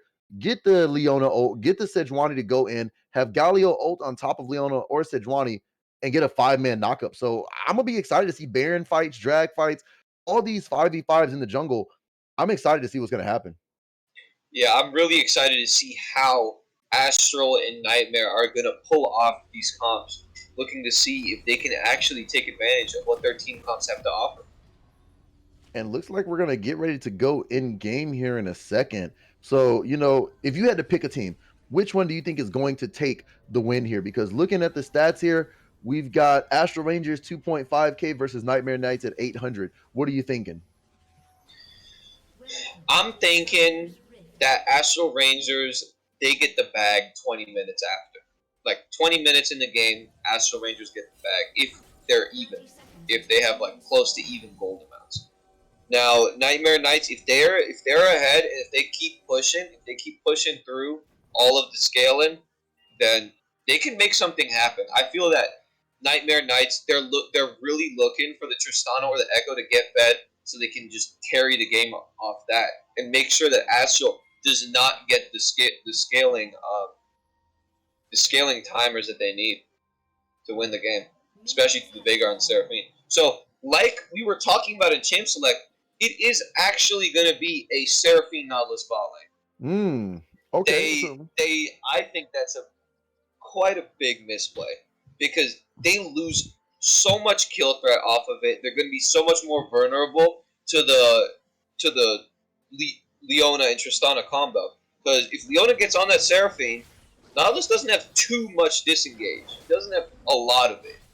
He goes in, gets the grab, he gets the root off, and he's mainly looking to go in, not like peel away in a sense. So if the bot lane plays really aggro here, I think on Nightmare Knights they can really get the lead through this game and snowball through bot lane again. Well, but I mean, looking at it as well here, Seraphine's Q does stun. No, I'm sorry, her E does stun. So, I'm looking at the synergy here. Nautilus lands a good hook. Seraphine throws a double E, gets a stun there, and I mean, you do a lot of damage. So, I mean, I really feel like it could definitely work. It would just have to be a little bit cold and calculated. At this point, you have to definitely have to respect the damage that Seraphine can put out. So I'm looking at more. They're gonna probably have the jungle maybe come in, maybe help, and see exactly what they can do. I agree. If the jungler comes in for these ganks bot lane and Seraphine, like you said before, that has that double E, that root, it's gonna be like bread and butter for the Warwick. Freest ganks of his life. Now Echo is already level 3 here, going for the mid play possibly.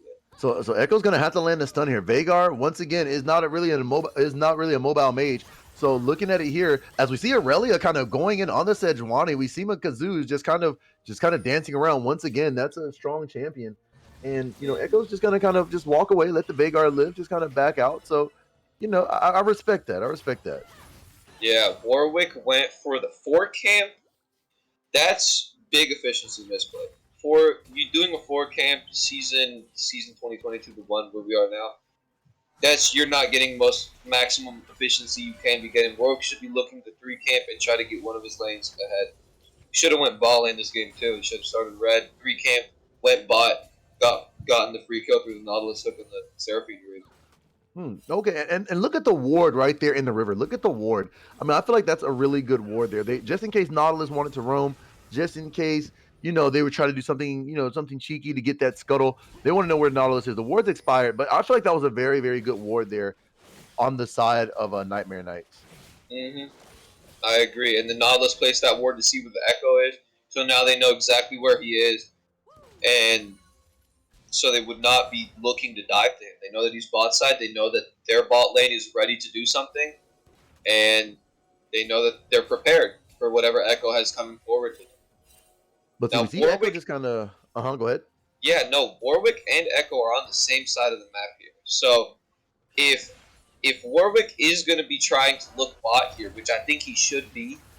Ooh, okay, Veigar got that cage. Interesting. I mean, it's a zoning cage. It's not. I wouldn't say a bad. There is no bad Veigar cages. It's a zoning cage. If you don't hit them, great. You try to keep them there just to land your W. Get as much damage as you can, and just get stacks. That's the main thing. Even if you don't necessarily land the cage, you try to get them in the range, so it's easier to hit your W. That's all it really is.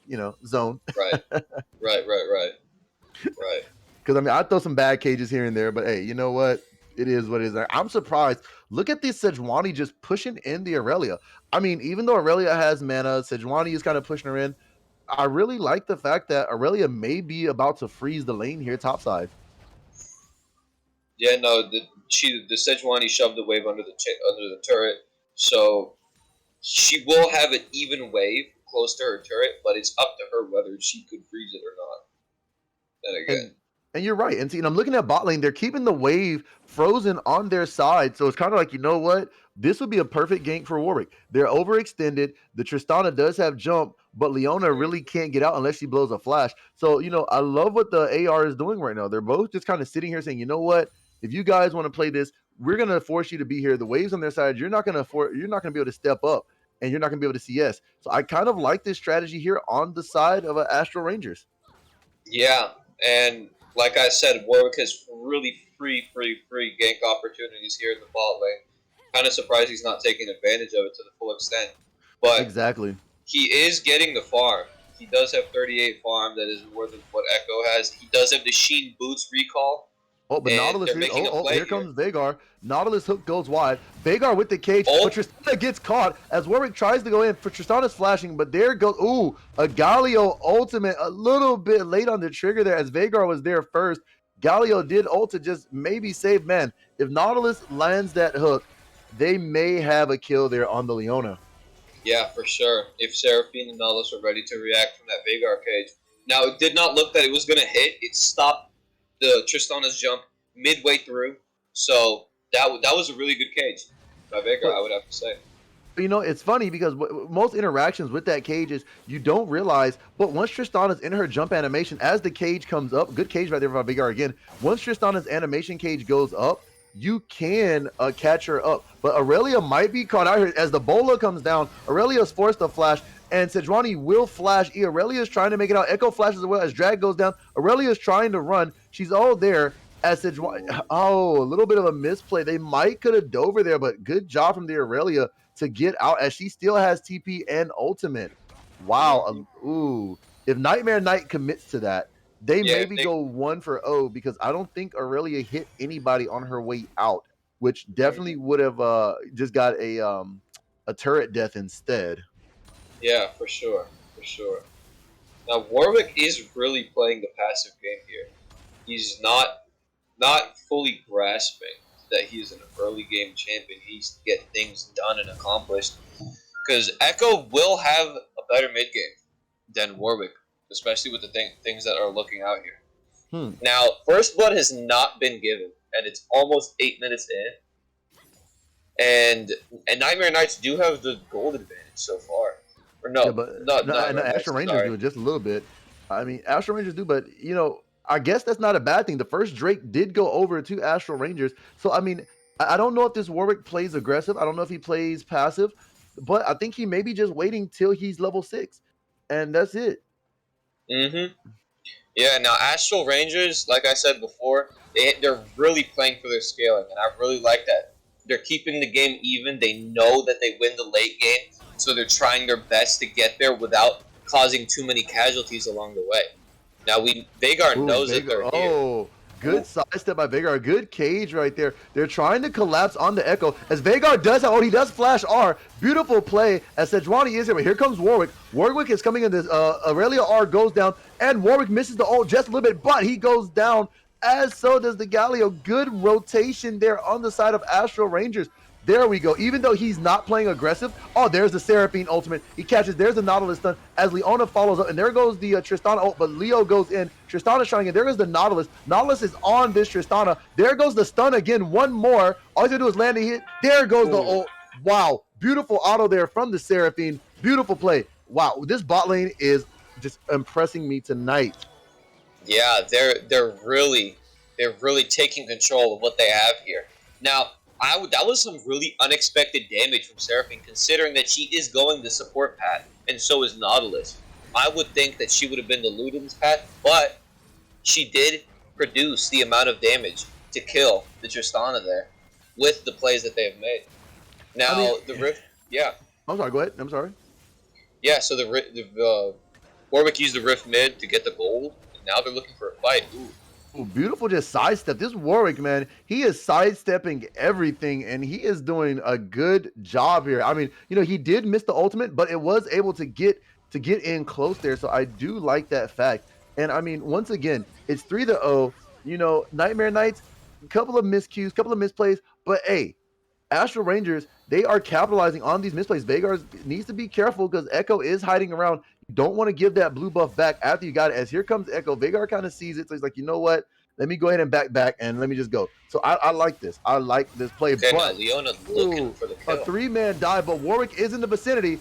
Oh, they do get the kill. It's Echo does ult. Beautiful 3-man dive in the mid lane. I love to see that. That was well played there. That was, again, they're really controlling what they have now. They're really forcing it. Leona, that was a really good roam by her to get the assist with the ulti. They played that perfectly. Echo just ulted to reverse turret aggro. That was a really, really good play by Nightmare Knights to catch the Veigar out and prevent his scaling. Now bot lane has the freeze again. And that's really good. Like, Mm-hmm. but look at what Seraphine built. She went support item first, so she's not going damage. Yeah, they're really relying on the Irelia, Warwick, and Veigar to carry. The Seraphine is just going full support. She's putting all of her might into trying to protect the 3 carries that this team has to offer. Now, Nightmare Knights bot lane is just losing more and more and more resources from this freeze that Astral Rangers is holding on to. And, props to them for actually holding the freeze. Perma freeze almost. Exactly. And look at this Aurelia. Aurelia's starting trying to freeze up the Sejuani. And I mean, honestly, this right here is the perfect, because they're playing around Nautilus ult. They're playing around Seraphine ult. They're playing around the Seraphine stun. They're playing around all this CC that they have. So, Veigar, if Veigar comes down, Warwick comes down, they're going to be there to make those plays, as we see a little bit here as Veigar is on the back end trying to kind of maybe make a play happen. Drag is up in 2 seconds. Looks like it is going to be a Hextech drag. Veigar is in. So right here, this is where the ping should be coming down saying, hey, drag is up. Get ready. Aurelia, you don't have TP. Sejuani does. It looks like they will start up the dragon. I do like this. Seraphine can 2v1 and hold the bot as Warwick and Nautilus just go straight on the dragon. Once again, I love an objective-minded jungler. Yep. That's the way the way how Astral Rangers is going to win. Getting objectives, getting her scaling, getting everything that their 3 carries need to carry with, right? And they already do have the first drag, so they are looking at the soul point at around 22 minutes, 23 minutes. Ooh, it looks like they're coming to gank Veigar again. They send down the Sejuani, as Sejuani's just let Aurelia just free farm in the top lane. I mean, it's 96 to 62. She's already got Bramble, but Aurelia, you let her free farm just like a Nasus, it's not going to be a good time. So right now, I'm loving the way that they're playing this. Yeah, Aurelia's going to go for the board because she knows that they have 3 tanks. They have 3 really, really good tanks to deal with. So she's really going to get the tank shred in. She might be also looking for a Divine Sunderer here to just make sure that she can melt through the tanks as well. As we see Echo kind of hovering down, Warwick's kind of just following. Leona goes in, but she gets stunned up. Now Seraphine's holding ult. There goes the Seraphine stun, and the hold goes a little bit wide. As the Echo catches the Warwick, Warwick tries to pop shield. Galio ults, but there goes the Nautilus ult, but Seraphine does not have ultimate. Leona still does. Galio has to flash. I mean, Nautilus flashes. Galio's in there, and they will drop the Seraphine, as it is a four-man bot lane party down there. Wow. Just a little bit of a misplay there as Tristana jumps over the Seraphine ultimate. Yeah, Nautilus missed the hook, and Tristana did not use her. Oh, it looks like they're going in again. They're diving, a 3-man dive. They're under this turret. Echo still has ultimate as the exhaust comes down, and looks like they will just get another kill under this turret. Beautiful play under the side of DK. Yeah, Echo's 3-in-1 with the Gnasher's Tooth already completed, looking to carry the game here. And if they keep playing off the picks and the dives that they can do with this Echo, they can take control over the game. I would like to see some action on the top side, try to get Irelia down and hopefully get her into a gold deficit into which Sejuani can finally do something. But see, honestly, right now, with that play right there, do you think that maybe swings the tide a little bit? Leona 0-0-4, Echo 3-1, Galio 0-1-3. I mean, Veigar didn't roam at all that game. Veigar had TP. Veigar might could have TP'd to a ward and maybe came in on the backside to maybe swing that fight as Aurelia goes in on the Sejuani. She's trying to fight her, but it looks like Sejuani's going to E out. I mean, I don't know. What do you think? I think, that the Veigar could have made a play there, but then again, he would have been sacrificing mid farm. And all Veigar is looking to do is just to get to the late game. He doesn't really care about anything else besides caring about himself, in a sense. And that's the way how it should be played, honestly. Scaling picks, hard scaling picks like Veigar should just be played selfishly, so you know that you can do damage. You know that you can make things happen. Oh, Rift is up. Looks like Warwick's pinging the Rift. They're going to go for this second Herald because they're trying to get this first turret. Now, Veigar does have cage. They have vision. Nightmare Knights do not have the vision, and they will take it as Veigar does miss the cage. He needs to kind of hold off. Honestly, take this Rift, Go drop it mid lane, take the first turret, and set back up. You have 2 dragons. You've got Infernal Soul, almost in the bag. You're halfway there. 2 more dragons, and you've got it. So right now, I feel as though they need to find a good place to put this rift. I think that this rift would really be useful bot rather than mid, because mid's already chunked out, I think. If they get a really good push going, if the jungler's there, if the support's there, they can just push mid, get the turret for free, honestly. They should be looking to make another play bot lane with the double supports that they have, with the amount of CC that they have too. I think play should be a really easy making in the bot lane, especially with the Herald that they got. They could possibly get 2 turrets out of it if they force hard enough. Well, see, honestly, and you're right, 100%. They should play towards bot, but right now, honestly, I feel you drop in mid lane, give this Veigar a little bit more time to kind of roam, get him out of lane. Yes, you want Veigar to stack and farm, but right now, getting Veigar out of lane is probably going to be your best bet, because Galio, he's just going to roam, press R, and just change a fight. But you want this Veigar free so he can get out of here. As you see Echo just kind of hovering around, Nautilus is being up just a little bit. They don't know Echo's there. Nautilus misses the hook, but he does stun the Tristana, as he's going to have to fall back, because there goes the stun there. But here comes the no, actually, here comes Sejuani TPing into the minion, as Galio, actually, it's the Galio TPing in. Echo is just there everywhere. Wow, another 4-man bot lane. The back timers here are just, wow, they are rotating. They're out-rotating these men right here. 100%. And Nightmare Knights do have the dragon timer too. They're looking to take it 10 seconds down. Oh, there's the Leona. Okay, Leona's there. Here comes the Gallia. There's the Bola. But there goes the Sejuani ult, as Warwick will fall. Aurelia is there. Here comes the Veigar to come change the fight. Aurelia gets 1 kill, 1 shutdown. There goes another, as they all are kind of stuck in the background. Aurelia's going for another as she gets the triple kill. Beautiful, beautiful play. Oh, my bad. The Quadra as the drag will go to the side of AR, and that is an ace. Wow. Beautiful fight there. Yep, Aurelia got her win con. That was a really, really good TP. That was a really good TP play by Aurelia. They didn't focus her. Yeah, I felt like if they would have just gotten the Aurelia out of it, they possibly could have potentially won that. But Aurelia played that perfectly. She got her Q stacks down. She kept dashing everywhere. She got the healing in. She was just quite unstoppable to Nightmare Knights, and she even got the Quadra kill off with it. And focusing on build paths now, I really will be building the Divine Sunderer here, just to get rid of the tank pressure too. Well, I mean, honestly, let's face it. How can you stop her, though? Because think about it. You blew the Sejuani ult. You blew the Galio ult. You blew the Leona ult just for Seraphine. You blew everything you had to kill Seraphine, so you have nothing left to tie down this Aurelia. Once Aurelia gets going, that's it. If you don't have hard CC, you're gonna die to her. She's just gonna dash around 100%. Yep, I completely agree with that. And the amount of damage she pumps out with it too, there's just no stopping her. Truly. Exactly, and then look, Nautilus does have Even Shroud already completed, which is definitely gonna get a lot more. I mean, the Even Shroud mixed with his Moonstone, man, this is going to be a good comp here for the side. Now, Warwick does have Rift. At this point, I really feel Warwick needs to kind of drop this Rift either mid lane, well, actually not even mid lane, I'd say mid lane or bot, and knock down another one of those turrets, as bot turret will fall, and Aurelia goes back to just kind of free farming with this Gallia. Yeah, Echo seems to be caught out here.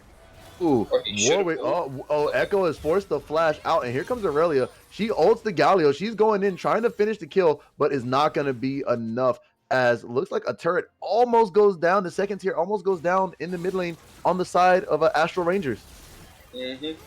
Yeah. Rift placement was good for what they had to offer.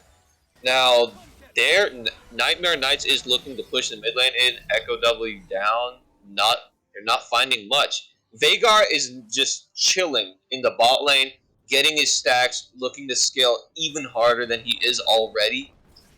Now Veigar is building defensively, which is kind of a question mark for me. I think he should just be either get it going for a decap so he could synergize with his stacks already, or he could be going for pen, because they do have tanks on the enemy team, and two of them have Merc Treads. So Veigar should be going for the pen here, in my opinion. To pump out even more consistent damage.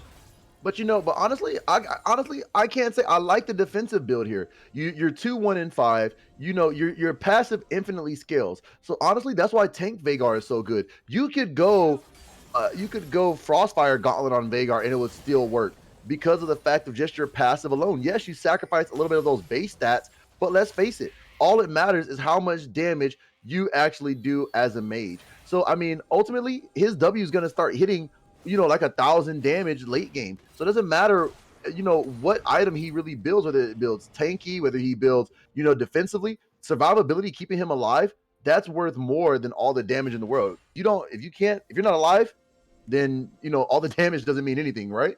That's right. But the reason I said that to build more damage was that because they do already have, they're missing 2 damages in the bot lane. They have pure support. So I feel like they should be looking to peel for the Veigar and their carry. Ooh, they got to be careful. Looks like he zones off Nautilus. They need to get here. Aurelia needs to be looking for a TP. The TP is up. Nautilus might be caught up here. Nautilus will hook to the wall, as looks like they're trying to just maybe get a little bit of footing around Baron to kind of maybe back him off. I think they were trying to eye it, but Aurelia is just splitting this bot lane. It's just split pushing bot, and I like that. Yeah, she's gonna get the turret here by the looks of it, and Nightmare Knight should be looking to trade with the top lane turret too. Tristana and Gallia already there. Now Drag is a timer. It's less than a minute here. Astrals are getting ready. They're setting up for the Jag. They're getting the vision down, and top lane turret's down for Nightmare Knights. So I do have a question. So I do have a question. Mhm. Looking at this right here, looking at the support, you got 40 less than 40 seconds before drag is up, correct? Correct. How many back times can you get to get enough wards to go ahead and get your that river warded?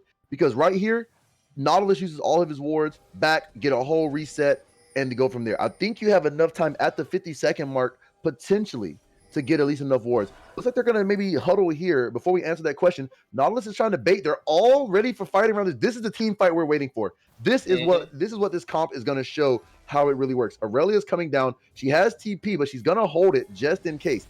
So I'm excited to see. This is gonna make or break it. Soul Point, 8-6, 2K gold lead. Yeah. Who will take this dragon? They're looking for the fight here. Echo's just sitting there patiently waiting for something to happen. Dragon has been started. Warwick's in there. Now, Sejuani does have Bola. They're trying to pull the dragon out. Seraphine does have ultimate. Nautilus has ultimate. Veigar has ultimate and Cage. So right now, they're just fighting for a side of the pit.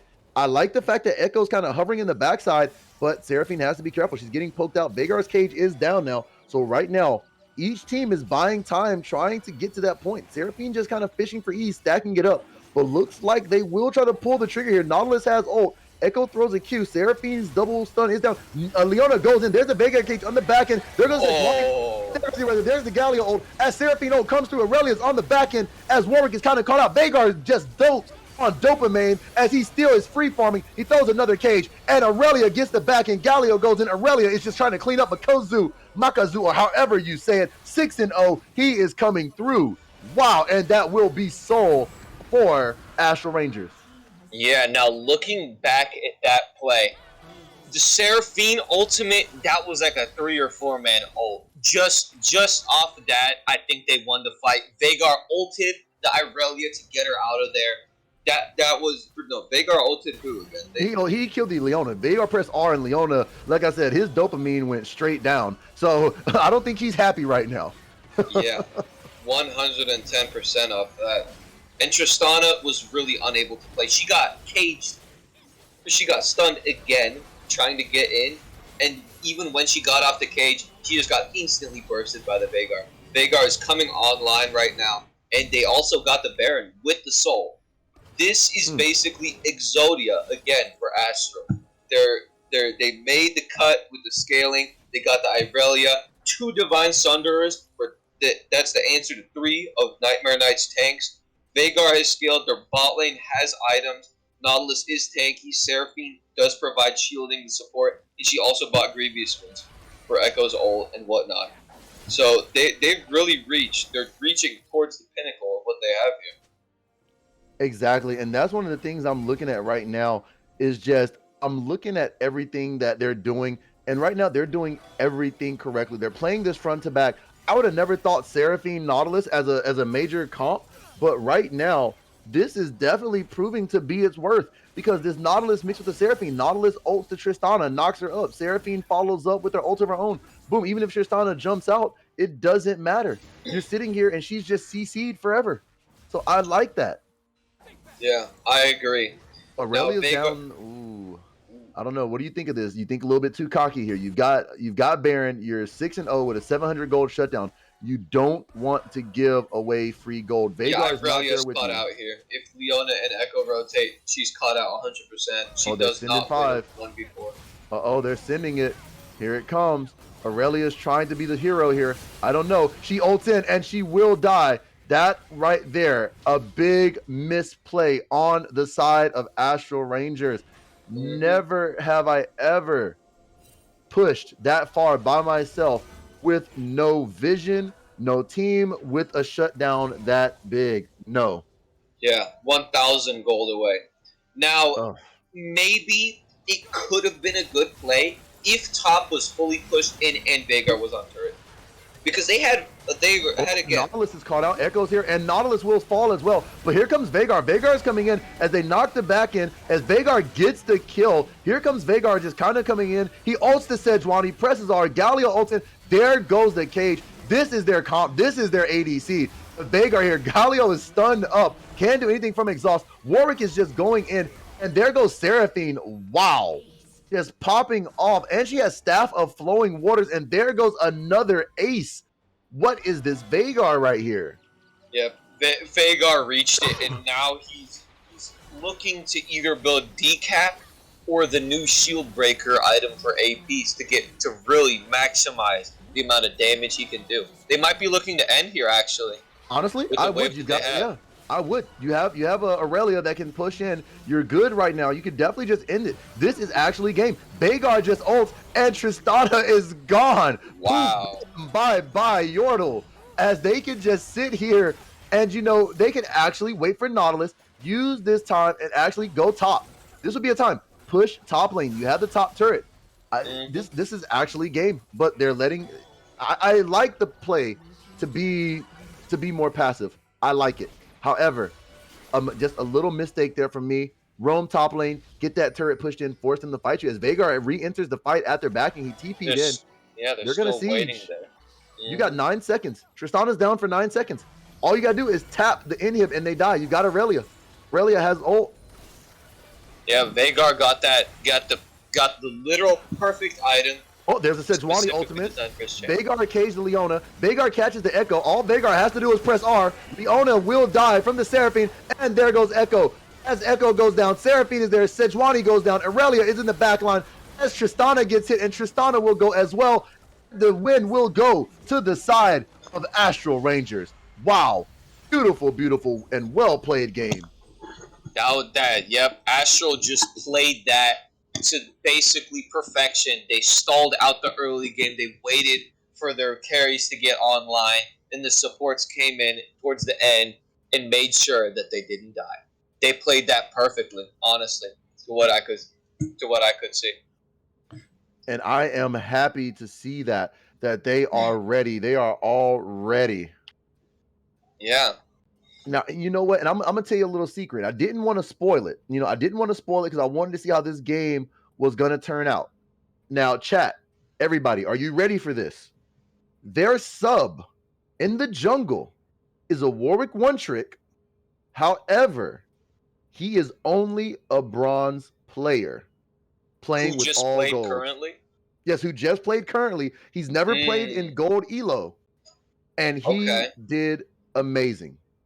Yeah, now if I were in his boots and if I was playing and if I had the bronze, if I were bronze, if I didn't have the skills that I had now, I would really just be looking to not die.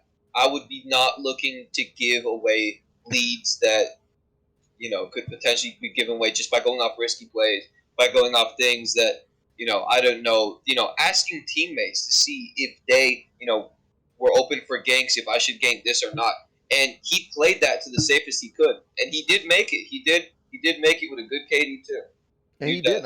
He did. And we look like we're gonna have Makazu. I think Makazu. That's how you pronounce it. It's pronounced MC Kazoo, but yeah. Okay, I got MC. Mikazoo, yeah. MC Kazoo. Okay, so MC Kazoo. Okay, so are you a rapper? Is that what you're trying to tell me? I can beatbox, but that's not really. Oh, okay. Okay. Well, one day you get to show us that. So how are you feeling after the win? How are you guys feeling? So we're feeling extremely great, even though we've only had one scrim in the past, whatever, and even though our jungler wasn't even able to make it, we were still being happy and calms. Everything was good. Our jungler said that like he wanted to play someone else specifically. I forget what, but like he did not want to play Warwick, from what I remember. Considering he's a Warwick one trick, did not want to play his comfort pick. Yeah. That's interesting to me. Well, according to him, he plays more than just Warwick. I don't think he's a Warwick one trick right there. Okay. But really, we wanted the entire team to come in here because at the end of the day, this is a team game, and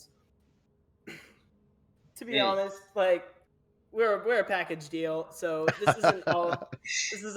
This is just a team game, and we played the best of our abilities, even though we have not played with each other for a while, and yeah. Right. You played good. You guys did a good job. And honestly, was there any hesitation tonight with knowing you had a sub? He's a bronze player, never played in gold elo. Was that a concern coming in tonight? It was never really a concern. We just think that happy morale is always positive. If you have one person on the team that's just feeling down, it's not going to go a fair game. So really, it's just looking at it at a positive outlook. And yes, we knew he was bronze coming in, but it doesn't matter about rank at the end of the day. It matters about how the team plays. And that's true. We played very well today. So. You guys did a good job. Good. I like the mentality. These, you know what? I'm gonna say this right here now before I let you ask your question. A lot of these plat teams can take a lot from these gold teams right now because I love their mentality. And they're coming here saying, you know what, screw rank. We don't care what we are. We're playing as a team. And I love that for these guys. Mm-hmm. I agree with that, too. I also like the quadra kill that you had earlier. And your icon is also Irelia, so that's just like this double synergy.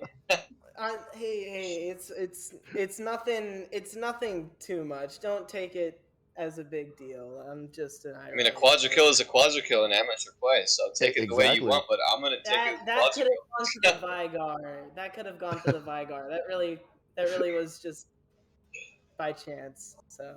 Well, you played good, but before we let you go and finish celebrating this win, what is your favorite color? What is my favorite color? What is your favorite color? My favorite color is literally blue. Yes. Okay. Yes, that's my favorite color too. Man, that's nice. I think that's half the league's favorite color right now is blue. I mean, hey, blue's a good color. At the end of the day, I feel like every color is good besides brown. Brown can just go do what brown does. What's wrong with brown? I like brown somewhat. It literally looks like poop. Okay, if you're gonna put it that way, yeah. Yeah. Well, you know what? Good game tonight. Good job. You go ahead, finish celebrating this win with your team. You guys get you some more practice, get you some more scrims. Hopefully, we get you a jungler that's more on the league, and maybe you guys will start stomping because I'm ready for that. So, but thanks for coming in, man. I think the jungler we have is perfect right now. So. You guys made it work. You guys really pushed it. You guys made the late game work. So, props to you, bro. Props to you. Thank you guys for casting, and thank you for the game. All right, thank you, man. We'll see you next week, bud. See you next week. All right, boys. We're gonna take a little bit of a break before we head back. Our next game up is gonna be the Triple B versus W. So stay tuned, and we'll be right back. See ya.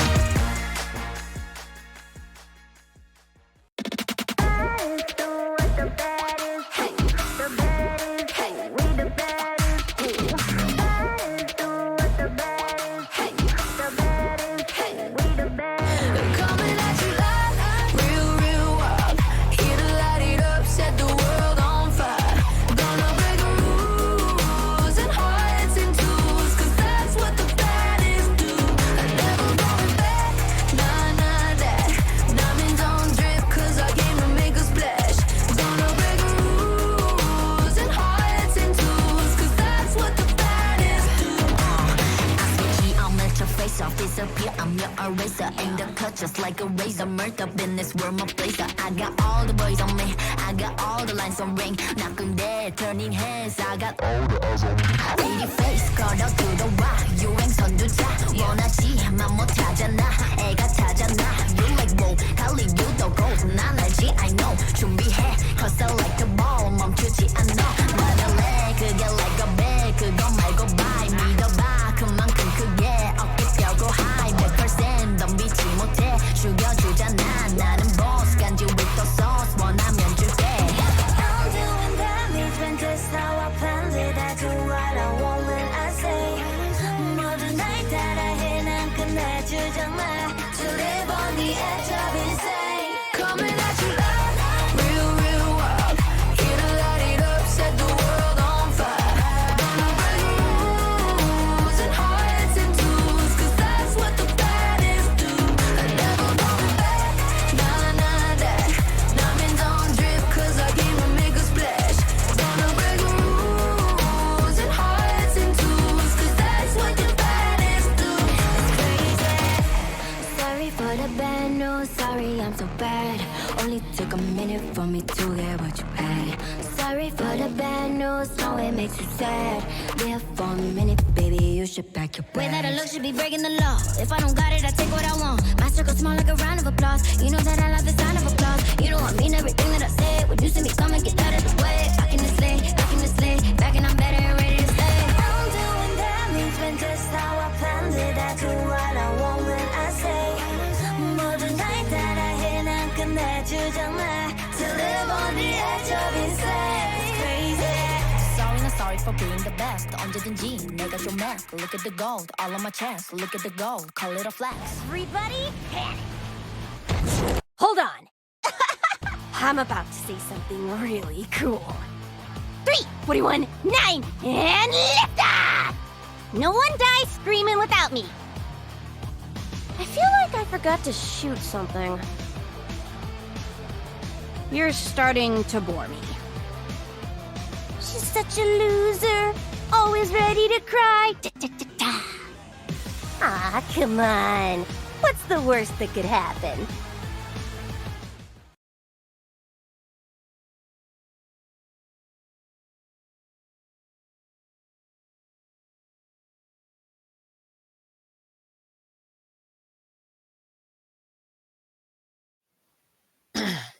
Welcome back, everybody. Welcome back. Wow, we've had some good games tonight. So far, Astral Rangers, Astral Invokers, they played a good game. They both played well through the objectives, Dragon Focus, Riv Focus. Both teams played extremely good. Now, the final game of the night, Triple B versus W. We've been seeing a lot of steamy stuff in chat. So you think this game is going to, follow suit to what we just saw? Follow suit. The game coming up, Triple B versus W. I mean, can't say much yet, but I do hope it will be a spicy one. Just off the names, they do have interesting names, Triple B and W.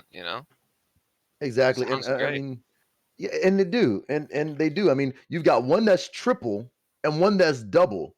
Mhm. So, I mean, I don't know. I mean, of course, triple is more, but I mean, what are you knows? thinking? I mean, again, if they just get the good comp, I'm all for it. Again, I don't know what they play. This is the Gold League, so they could be playing the more solo queue type champions, or they could be playing more of the team champions. Now, referring to the last game on Astral, I do think that they played more solo queue type champions, like the Warwick pick, like the Aurelia pick. I think those are more of a solo queue type thing. But the Vagar, the Seraphine, and the Nautilus, they just made up for that in the team play. And I definitely agree. But even still, even if you're playing those solo picks, if you can bring them all together in a team comp, I feel like those solo picks are, hey, you know what? We're trusting you to win your lane, to win, and that's it. So I believe those solo picks can all equal up to a 5-man, which honestly, we just saw a Seraphine Nautilus beat out a Tristana Leona, which usually Tristana Leona is a very strong pick. But they won through just freezing out lane, capitalizing on the mistakes, the CC, and just relying on their teamwork. So anything is possible. That's one of the main things. Anything is possible. Anything is possible. Just like you said, just like we experienced last game. Um, yeah, and the comfort picks, I guess the Irelia, that was his comfort, and he made it work. He got that quadra kill. He just, boom, like that in action with the items and everything, with the supports to back him up. The carry of that game through raw damage and raw stats. And I'm pretty. I'm gonna say I'm pretty close to both of these teams, but I like both of these teams. Chalfus Mm. Glenn, I had I've talked to him a little bit. He's a really cool guy. He's really chill. He's a really nice guy. And on the other side, we've got my team W, which I actually ended up meeting them when we played in a tournament on oh God, I'm drawing a blank here. Gamercraft, thank you, production. We played against them on a tournament in Gamercraft where we beat them out for third place, and they played very well. So I've been talking with G Reed. He's a good guy, and I convinced his manager and him and his team to come join our league. So I'm excited to see what they can bring into this tournament. Now, playing off of them or playing with them, playing against them, how would you think is their play style? How do you think they play? Honestly, they definitely tried to play more through bot. They played more through bot. The mid lane was good, but I feel like their bot is where they're the strongest. Wherever G Reed is their top laner. He's gonna try Mhm. to play his best. And they don't have to worry about G Reed because he can hold his own in lane. So they try to let him be alone, let them play those carry champions Mhm. and focus more through bot. So honestly, you shut down their bot lane. You maybe just don't give G Reed his lead or get him on a good champion, and you guys win. Right, right. Yeah, like I keep saying, the bot lane, that's where these past two games have been won. First game, the Jinx. Second game, the double supports, making it work. Now, like you said, you went up against W, and they have the same thing. Bot lane. I mean, I think that's really common for these teams to win through that, and it's two people. So if you get the lead on two people, it's worth even more. 100%. And that's the main thing is, like I said, we just saw for the fact that, they played Astral Rangers played through their top lane and let's say through their bot lane. But at the same time, they just let Veigar just farm, get to that strong late game, and then boom, now all of a sudden he's just destroying. So excuse me. So I'm excited to see what type of strategy W is going to be preparing for. Because when we told them about the league, they were excited. They came in. We played against them. They were great. So I'm excited to see what type of comp they're going to draft. Because right here, they said they weren't playing serious in the tournament. They didn't have their starting five. So I want to see what Mm, their starting five can do. right. Okay. So if they don't have their original starting five, they may be not having the best communication as their past members might have done, and playing against them. What now? I've heard you talk about that specific player. Who is that specific player again? And he plays top So on G W. Reed, G G Reed. Reed. What type of champions does he play? Well, that's the thing. We only got to see one of his champions, and G Reed. If I'm not, I can't remember what champion he played, but we're gonna just hop right in the draft because looks Ooh. like we see the Nar, Zeri, Nami, and Volley, Aurelia, and Seraphine already gone. So Okay. wow, Yeah, the Nami ban is really good here because she pumps out so much damage just off of getting her 80 carry with that 3 hit passive to proc the electrocute on the enemy. Pumps and and pumping damage. is it? Oh, we see the Anivia coming out. Oh, I have not seen Ooh. a good Anivia in a good while, and right now this is definitely looking spicy here. If Anivia lands, that's a lot of CC, a lot of control there in a lane. Yeah. Anivia is a zoning champion, so they're really going to be looking to just zone, get the objective, dip, play for objective. That's what all Anivia is about. Zoning the enemy off of the objective, actually getting it. And there goes the Lulu and Cog. Now Ooh, that's a stable that's a such a stable pick bot lane. Such good synergy with Kog'Maw and Lulu. If Kog'Maw ever gets low, Lulu just pops ult on him. He goes berserk. Lulu has shields, an attack speed steroid. Kog'Maw gets more range with one ability and gets armor shred too. I mean, he just got it all. And we see the Syndra now. Now, what if? Oh, God, I'm about to say it could have been an Anivia support, but we see the Karma getting locked in as well. So it looks like both of these teams are going straight for burst damage. I mean, Caitlyn long range damage, Kog'Maw long range damage, Lulu with the shields and amps, Karma with the shields and amps. I mean, Syndra, Anivia, both zoning champions. Syndra, press R, boom, you're dead. Lands a QE, boom, you're dead. I mean, a lot. So we see the Yorick and the Akali going down. So Mm. I'm excited to kind of right off the bat, both of these teams are showing that they want to fight, and I'm loving this. Yeah, the Caitlyn Karma pick's so juicy. I love it so much because both of those champions complement each other so well. Karma has the shields, has some early game damage too, and Caitlyn is really going to be looking to poke out the Kog'Maw and Lulu for not having as much range as the Caitlyn does and the Karma does. So I believe that Caitlyn and Karma will win the early game lane and see if they can abuse what they have.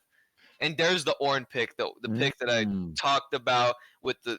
And this is the perfect time to pick Ornn too, because you get the Ornn, you get the empowered mythic item on Anivia. That's just gonna grant her so much more free gold, so much more extra stats. It's just gonna be compound interest basically.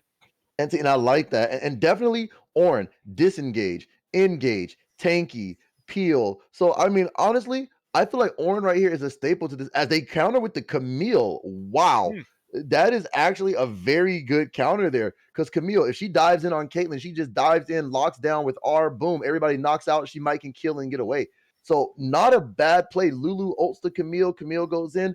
I like that. They engage. They're both playing very, very aggressively. So right now, both of these teams are looking super even to me. Super, super even.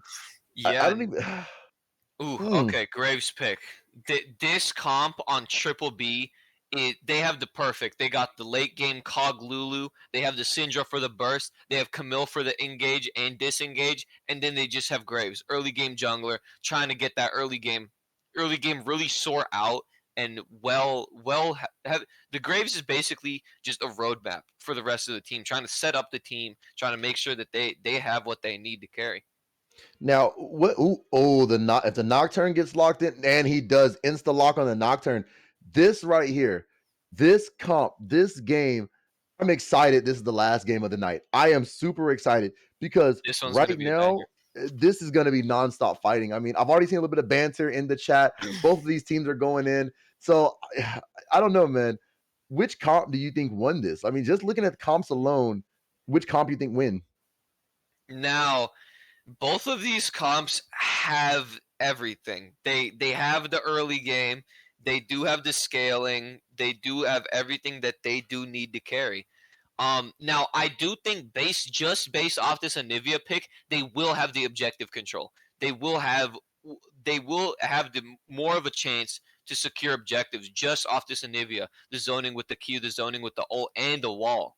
So, and I think that's just gonna the thing that just came up in my mind about Ornn and Anivia, what do? Right? They create structures, a Hmm. wall, and then Ornn is a pillar, right? Now Camille can jump on it with her E to get a free engage onto them. That's Hmm. one thing that I would be thinking about if I were Camille But into this here's fight. okay, but here's the thing. If let's just say Camille does use, let's say Orin throws out his pillar or Anivia throws out her wall. If she tries to jump and dive, all Anivia has to do is throw a Q out straight, boom. She's locked down. Karma just hits a tether and boom, Camille's in there. Now she's rooted. Nocturne ults in, boom, she can get killed. If they're not careful, we're looking at Nocturnes at all times. Nocturne presses R, Camille can't go anywhere because now she has to be afraid everything's dark. So both of Mhm. these teams are almost evenly matched. And I like this. I like this.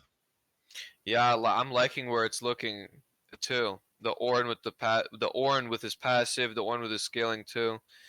And then like you were talking about Nocturne ult, it just everything goes dark for their team. And besides Cog Lulu, they're kind of like in the short range or in the short type of play field because Graves needs to get close to people to do damage. Syndra needs to get the stun. Camille needs to get on top of them. So as long as Anivia plays the role in trying to get these people away from her carries, then I think W has the advantage here. And So looking at here, even if W may have a little bit of an advantage, we can't, underestimate the Kog'Maw. All you do, sit back, pelt from long range, and this is where, this is where it's gonna be the hardest. Because think about it. If they go for objectives, Anivia is trying to stay long range, Caitlyn is trying to stay long range, Kog'Maw, you just poke out with your R, force them down low, and then you just go in and just take the dragon. So Graves is going to get tanky. Camille is going to get somewhat bruiser tanky. So I don't know. This right here, probably the most even match we've seen all night as far as drafts are concerned. Right, right. Um, if I was Nocturne in this situation, I would be just looking to scale it up and trying to get level 6 and to see if Triple B will make a mistake. Um, Personally, if I was playing Nocturne, I would try to look mid as much as possible when I get 6 to try to get onto that Syndra because he can pop his W, his spell shield, in the middle of his ult, so he could potentially dodge the Syndra pushback. Okay, and you're all right. And Nocturne, do you think he goes? What do you do? Do you go lethal tempo? Do you go conqueror? Do you go press the attack? I mean, most Nocturnes are going lethal tempo right now. Hmm. Is that still viable in this comp? You don't have really a tank besides Grave. Do you go more straight for that burst and say, you know what, screw it, and maybe go hella blades? For Nocturne. Yeah, a Nocturne. Yeah, so speaking about like Conquer and Lethal Tempo, Conquer the stacks are short, right? They're short duration. With Lethal Tempo they're longer, so I would think as Nocturne, I would go Lethal Tempo here because they have a Lulu, Kog'Maw, Syndra. There's range champs, right? So if he does get some stacks, he's going to be able to keep them for longer just because they're ranged, and so that he has more time to keep stacking the stacks and keep proccing Lethal Tempo all the way until it's maxed out and he gets that range and the extra uncapped attack speed. Okay. I like that. I like that thought process. So I don't know, man. I don't know what to say about both of these comps because both of these teams seem pretty even. They both seem confident. They're both coming in here first time in the league, first ready to go, and I'm excited to see what's gonna happen here with both of these guys. I'm excited too. I can't wait to see how the Nivea is going to play this game out.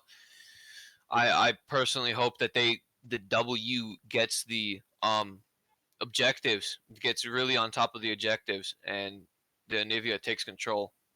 Okay, so question. The question. If you're looking at it here, which lane is gonna make the most impact? Which one? Which one? Which lane? Um, for early game, I would say that bot lane is going to be constantly pushing in because they have the Caitlyn and the what's the support? Karma, right? Hmm. They have the Caitlyn Karma. They're gonna be constantly poking down the Kog'Maw Lulu, in my opinion, and they're gonna be constantly pushing the wave. So Nocturne will have that bot prio to make things happen. Towards the mid game, I want to see Anivia really shine with the zoning control with her ult and trying to take control of objectives in the mid game with Anivia. And then Ornn, like I said before, he's just the staple. He's the staple pick of the late game. The second he gets level 14, he gets his upgrades on his ult, and from then it's just basically compound interest in a sense. And you know what? And I like that because late game, it is going to be a late game scale here. But Syndra, let's face it, she can pop Anivia, she can pop Caitlyn. If she gets a QE ult, that's it. All she really needs, honestly, is just a Q ult, and she can probably one shot just like Veigar can.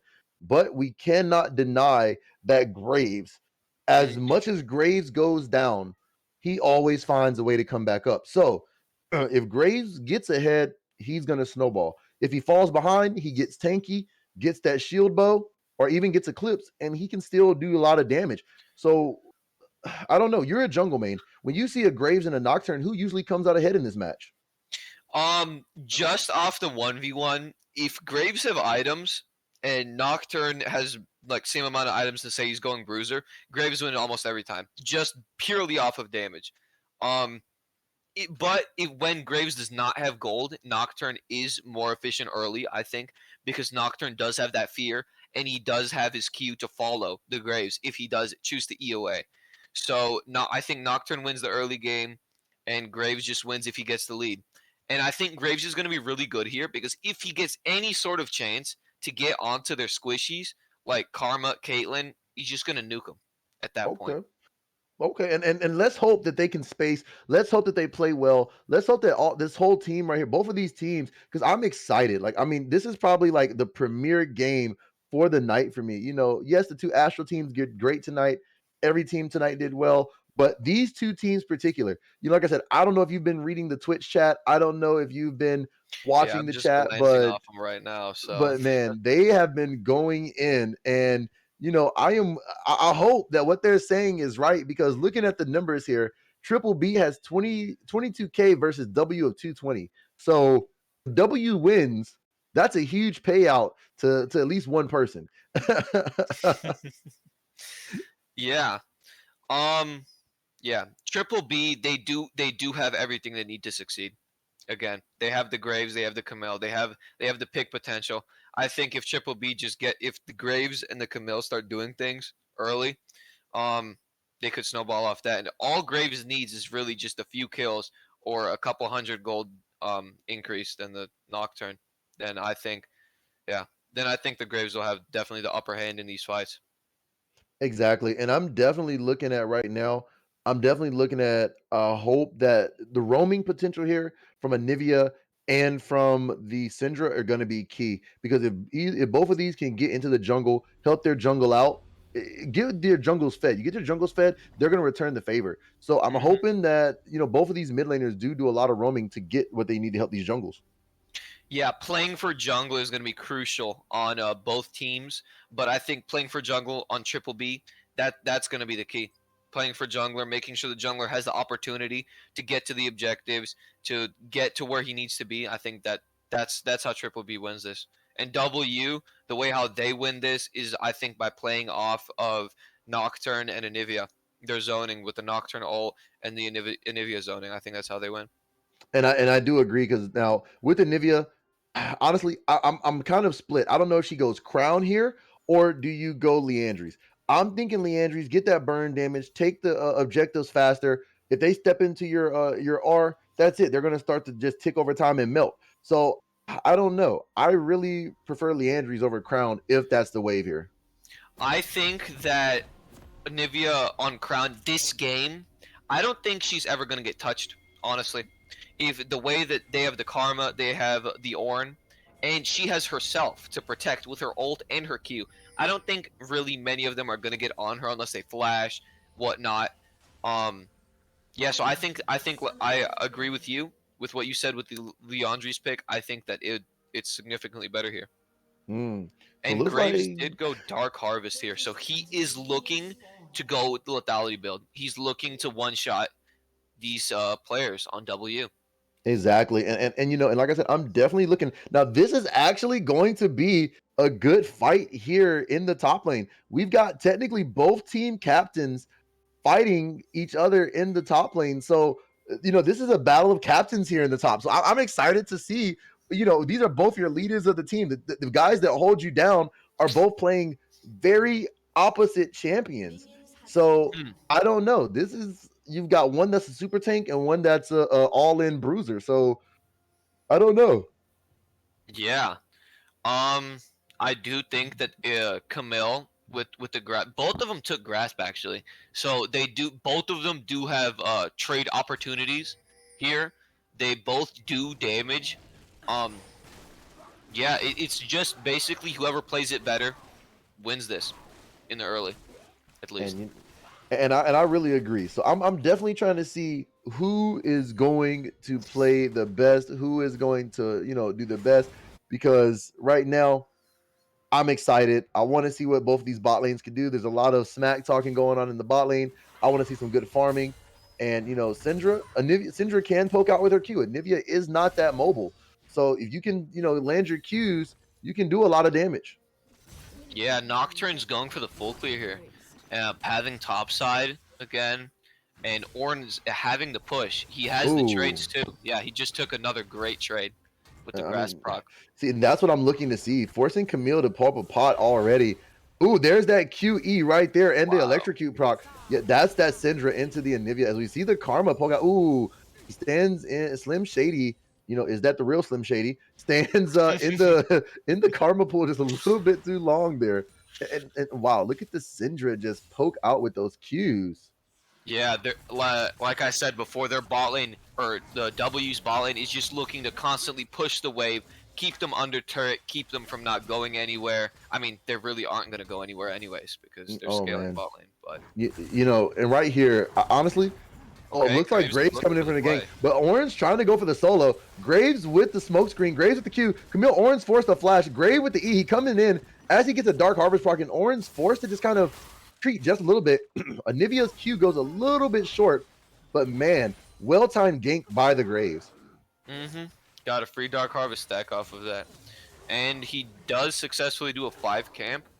Now Nocturne does have the lead, specifically just by doing. He didn't even full clear actually. Never mind. Hmm. But Nocturne does secure this crab. I'm assuming. Oh, Oh, there's Graves, but look, yeah, here they comes have the Syndra. skirmish.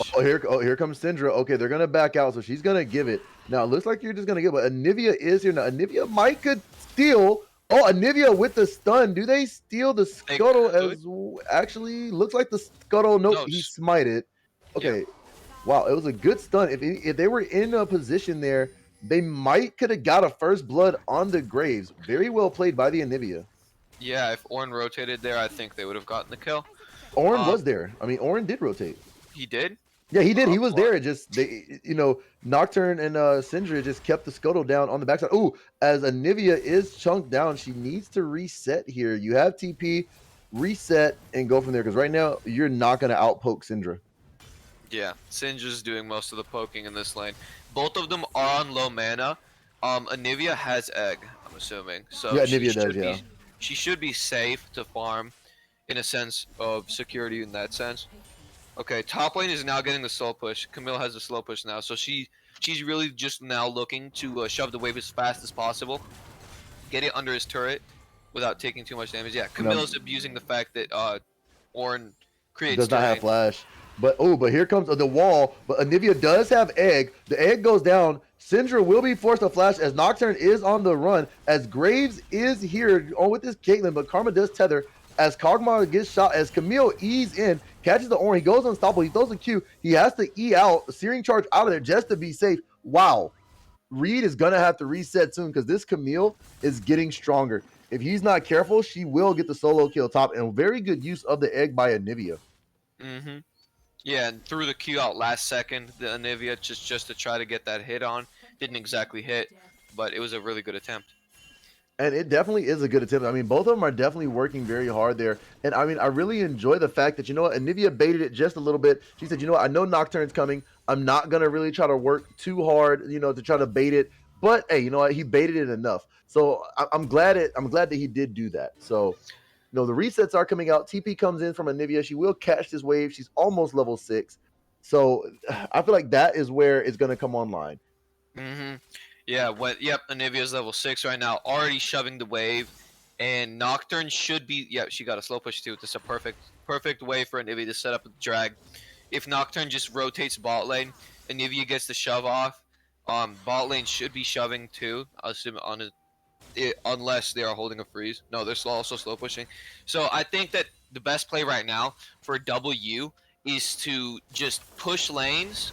Ooh, Anivia does not have it. There goes the ult. Anivia's forced to flash. Tick, tick, tick, and Syndra will get the kill. Like I said, that QE, if you land it on Syndra, you are down. Oh, the Searing Charge comes out, hits the Camille. He does have Bellowing Breath. He does have ult. Here comes the ult. He gets the 1 proc, the 2 proc. Camille dodges it with her ultimate, but she's still on the run. The Ornn comes out, but here comes Graves. He cannot get a 1v1 on, but here comes Nocturne. Nocturne's still level 5. Here comes Camille. She's trying to get it. Nocturne comes in. Bellowing Breath comes out. Nocturne with the fear. Graves is forced to flash.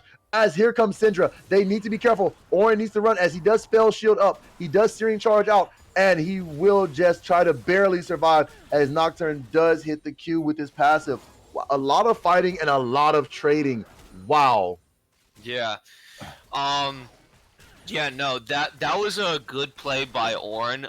The Camille had her ulti up, so she did dodge the second part of the Ornn ult, which was a good play by Camille. Made her live, basically. I felt like if Graves came a little sooner, that would have been a kill on the Ornn, but he did not, unfortunately. In my opinion, Graves should be playing for topside this game. Camille has the lead. Camille has the CS lead.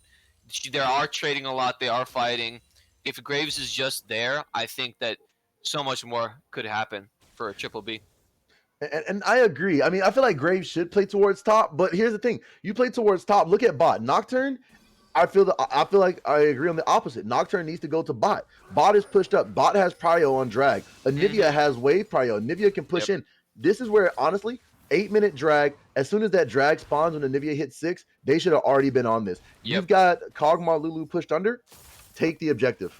Exactly. That's exactly what I was saying before. That Anivia just shoved the wave. Bot lane was slow pushing the wave Ooh, there's another as drag Q. spawned.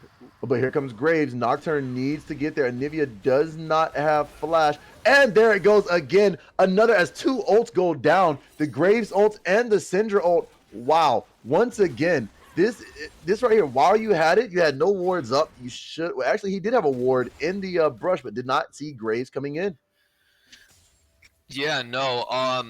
That was really well played by both of them. Even if she had a sliver of health, Graves' ult was right back up beside Syndra ult to make sure that they secured that kill. That was And look, and here comes Graves again. They are not letting Reed live here. They are on him 100%. Like there goes the smoke screen. Camille flashed the mastery, and Reed will go down to the Camille ult as well. Now they will trade drag for Rift, and I think that's the move here. But man, W, they are gonna have to stop the bleeding just a little bit here. Yeah, no, W's definitely starting to lose tempo here. Now Graves starting to play for topside, already working out for him in his favor, has the kill and gets the Herald, which does give more value than just Nocturne getting a drag. He also has a kill, same CS on both junglers' parts. Yeah, I definitely think Triple B is ready to carry with their mid, top, and jungle. And their bot lane, again, safe, super safe picks that they picked. Cog, Lulu, they haven't died at all. It's basically insurance in the bot lane, ready to carry. Exactly. So at this point, as a jungle main, do you leave bot lane to fend for itself? I mean, yeah, they're getting poked under. Yeah, they're not really winning the lane, but at the end of the day, you know, they're holding steady. They're letting you roam top. They're letting you get those top objectives. They're letting you fight. So at this point, I really feel you leave bot alone, and both jungles just fight top, make it a 3v3 top side. Right. Now, at this point in the game, Nocturne should not be looking topside because Camille has the lead, Graves has the lead. Now, I don't know what Graves is building. Is he building the Prowler's Claw, or is he building Duskblade with the or Yomu's? He might be going for a Yomu's rush, actually. No, I would think Eclipse. I would say he needs to be building Eclipse right here, but gets that shield because he dash Qs. You EQ and boom, there you go. You get the shield, and it does synergize. A little bit of misplay there by Reed as he's going in. Looks like Camille is just going to trade with grass. So I mean, he's got to start landing those bellow breath. If not, it's not going to bode well. Now Syndra is pushed up. Anivia should be Anivia's out of mana. Ooh, there goes the QE again as Anivia, and they will start to just take it, but Nocturne is hiding around. Nocturne has ult, but he's not going to use it just yet. Okay, he's going to path. Looks like he's going to his Raptors a little bit. As G-Reed's forced to flash again from this Camille. Wow, what a fight here. Yeah, everything is just turning out on top for Triple B. Their bot lane scaling. They got the Rift Herald mid, they got the turret plating. Here's a gank for Camille. Oh, good job. As he misses and Camille presses R again, but one more. She lives. Wow, this Camille. Minions would get that. I know. Right? The minions must have took a day off right now. Because man, they took a little detour. Because looking at it right now, that was lucky. Nocturne, if Nocturne was in position, if he ults there, he would definitely kill Camille. Nocturne just needs to be looking for plays right now. He needs to stop farming. Look at it. The CS is already at a deficit. The Graves is just getting more gold. The Nocturne just doesn't have what it takes to carry anymore. So he should be looking now to really empower his laners to see what they could be doing. Now, in my opinion, he should be bot side right now. Their bot lane, or his bot lane, the Nocturne's bot lane is doing good. They're shoving lanes, which they're supposed to do. They're poking them out to the best of their ability. He should just be looking bot to take his jungle. Even if Nocturne does not get the kills in the bot lane, he should be at least doing something bot, shoving the wave for them, crashing it, possibly diving, taking the Graves jungle, punishing the Graves for being topside. I think Exactly. that's what the Nocturne needs to be doing right now. Ooh, good trade there by the Orin. There's that damage that we see as we see Lulu Carr going to clean, just kind of clear some wards here, get something up. I mean, the CS diff right now, you're up by 10k, by 10 CS here, but you've got Graves hovering. They don't see it coming. They just now pick it up. Karma does have speed up and shield as Lulu does as well. There goes the Caitlyn. The Caitlyn just kind of gets away. Graves also kind of clear the wave, I guess. And here's Nocturne. Nocturne's hovering. Will he That's a pull the Syndra trigger? kill if I see it. That's a Syndra kill if I see it. He needs to get there. Syndra does not know he's there. Anivia's right there. They're locking it in. The Anivia finally does it. There it goes. But the Nocturne goes in. But not enough. As Anivia goes down into the egg form, as Anivia will die to Slim Shady. As Nocturne's trying to get away. Nocturne's definitely trying to make it out. As Graves will chase and Graves will get the kill. As Drag will be up in 32. As G Reed is now poking back onto Grin. I'm sorry. So looking at it, and first turret will fall. Wow. Beautiful play. Just focusing off the mid jungle synergy here. They're taking over. They're ganking together. They're doing plays together. It all starts with mid jungle, and the Graves got what he needed. He got the gold he needed to carry. He's ahead. He has the CS lead. He has item lead. He's just there. He's ready to carry, pump out damage with Dark Harvest procs too. Exactly, and this is what we were talking about. In Champ Select, you get the Graves ahead, he snowballs. You get him behind, he can definitely sit there and come back. And you were actually right. He did go Yomu's, so I'm actually surprised. That's his first time. Yeah, last season Yomu's rush on Graves was good. I personally don't think it's the most efficient. Ooh, Anivia's called out again. Oh, poor Anivia. Yeah, she throws the wall, and Syndra lands the QE, and he has to back out. Oh, you hate to see it. Yeah, another overstep by this Anivia. Finally completes the Mythic at least. But I don't know how much she's going to be able to get out of it because her turret is already down. Anivia revolves around Prio and getting 2 objectives, getting 2 plays, getting 2 zone the enemy off. So she's not going to be able to do much anymore, considering at the deficit that she is at right now, plus losing a turret. Yeah, and I definitely agree because, I have a friend who's an Anivia one trick. It looks like they're trying to collapse here on the Syndra to get the shutdown. They're going for it. They are here, and they do get the shutdown. So that's a good amount of gold going on the side of Nocturne. So maybe that'll help get him into this game because he needs to snowball. You got the objective bounties up. You've got Rift up. They need to start moving as a team to these objectives because right now they need to go for Rift. Rift is going to be their win con here, at least to get them back in this game, get some of these bounties. I completely agree. Now, Red side does have the objective bounties up. So if I were Nocturne right now, I'd be looking to get that turret because that bot lane turret for Nocturne is so low. Might as well just push the wave, get the bounty, get your bot lane that has actually been shoving the wave in the whole game, playing off prio. Get them out of lane. Get them, to start to do more damage. Or get them into team fight. That's what I meant, not more damage. But yeah, just really trying to empower the bot lane here. I think that's what the Nocturne missed out.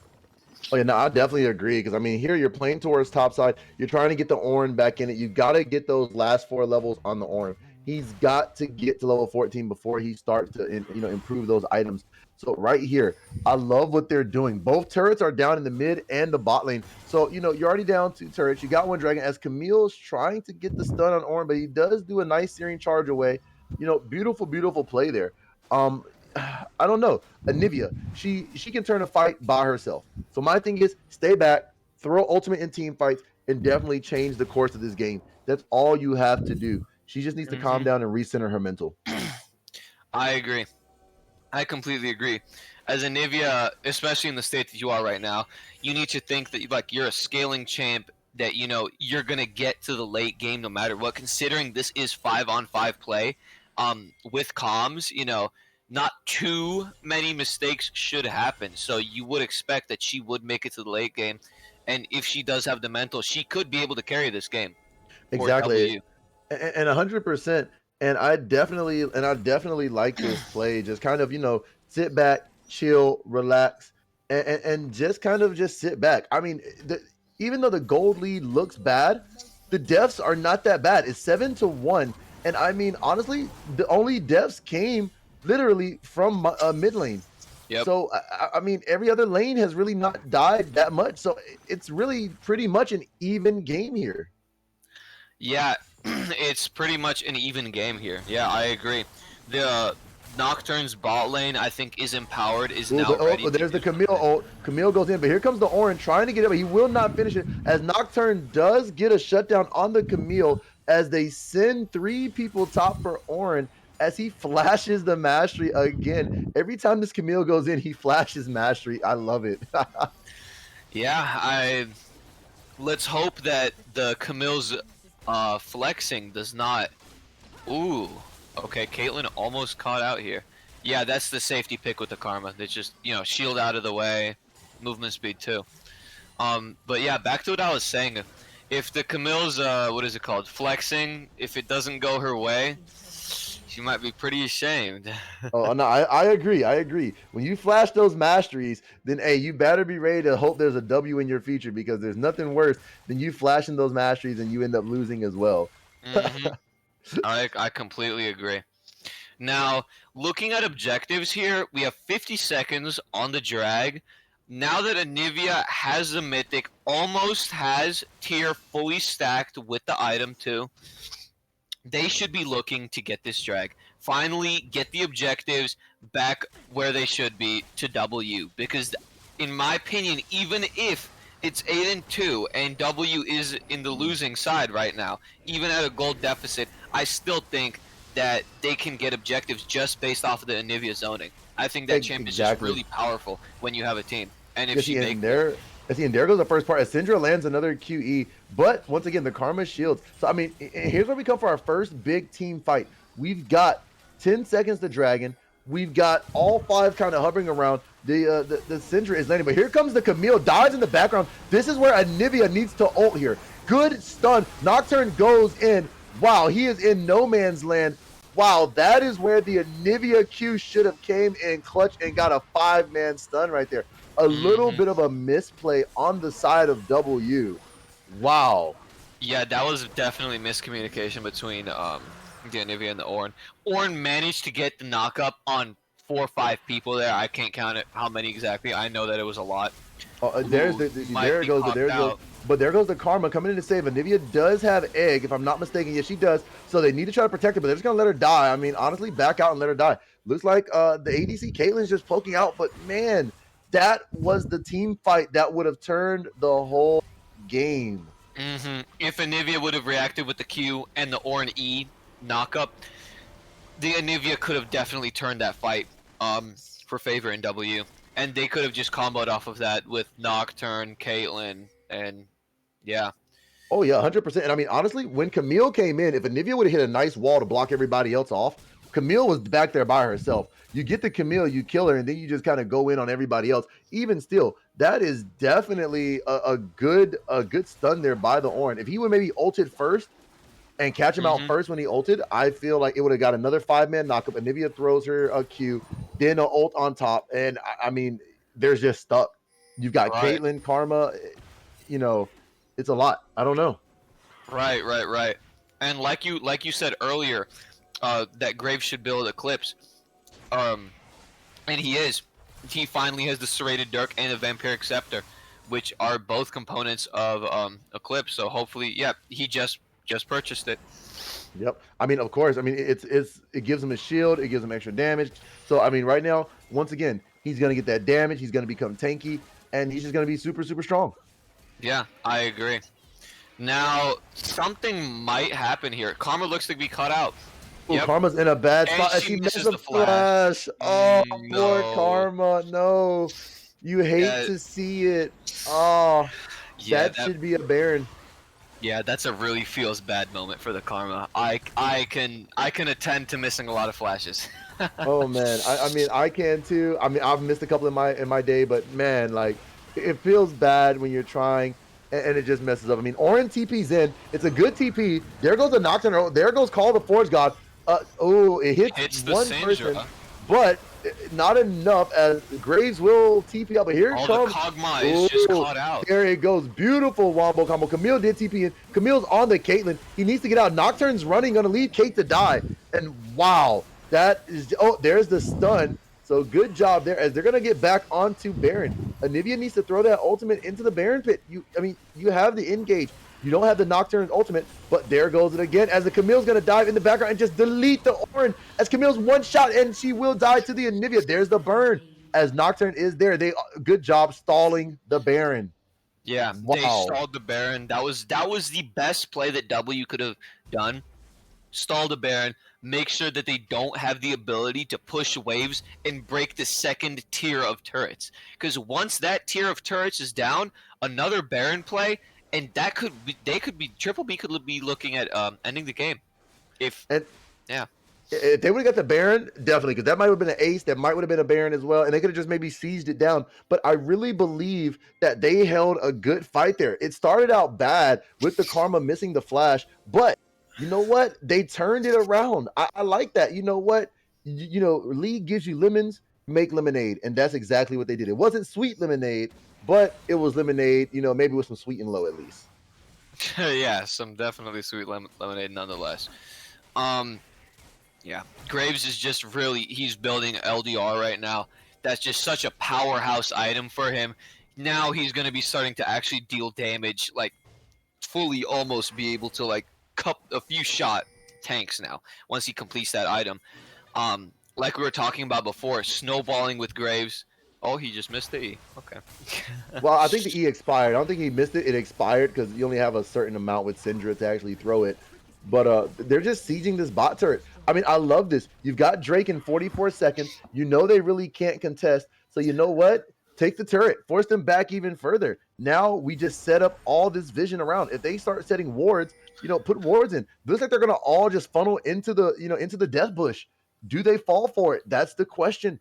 They're right here waiting. Yeah. Nocturne all mid. Ooh, what are they gonna do? Ooh, Nocturne's falling for the trap. He's sweeping. He's sweeping. I don't know, but Anivia's there. They're all. I mean, they've got a perfect position. They're all scattered. Orin was on the back end. As Orin gets kind of caught out, Orin's forced the flash. Maybe didn't need a flash right there, but drag is coming up.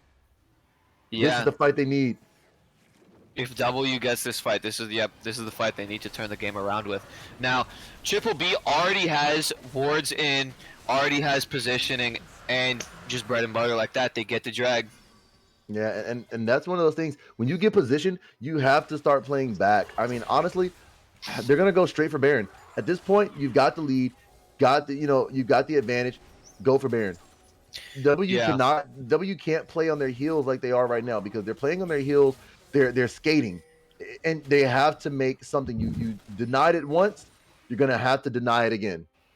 Yeah, I'm thinking that W needs to catch somebody out here. They need to catch somebody out so they can possibly force the Baron here as a 5v4. I mean, I think they might just be sitting around. Camille's going to be looking to push midwave, try to get some prio. They're just backing, securing the gold advantages now. Yeah. So W only has one turret, and Triple B has currently 4.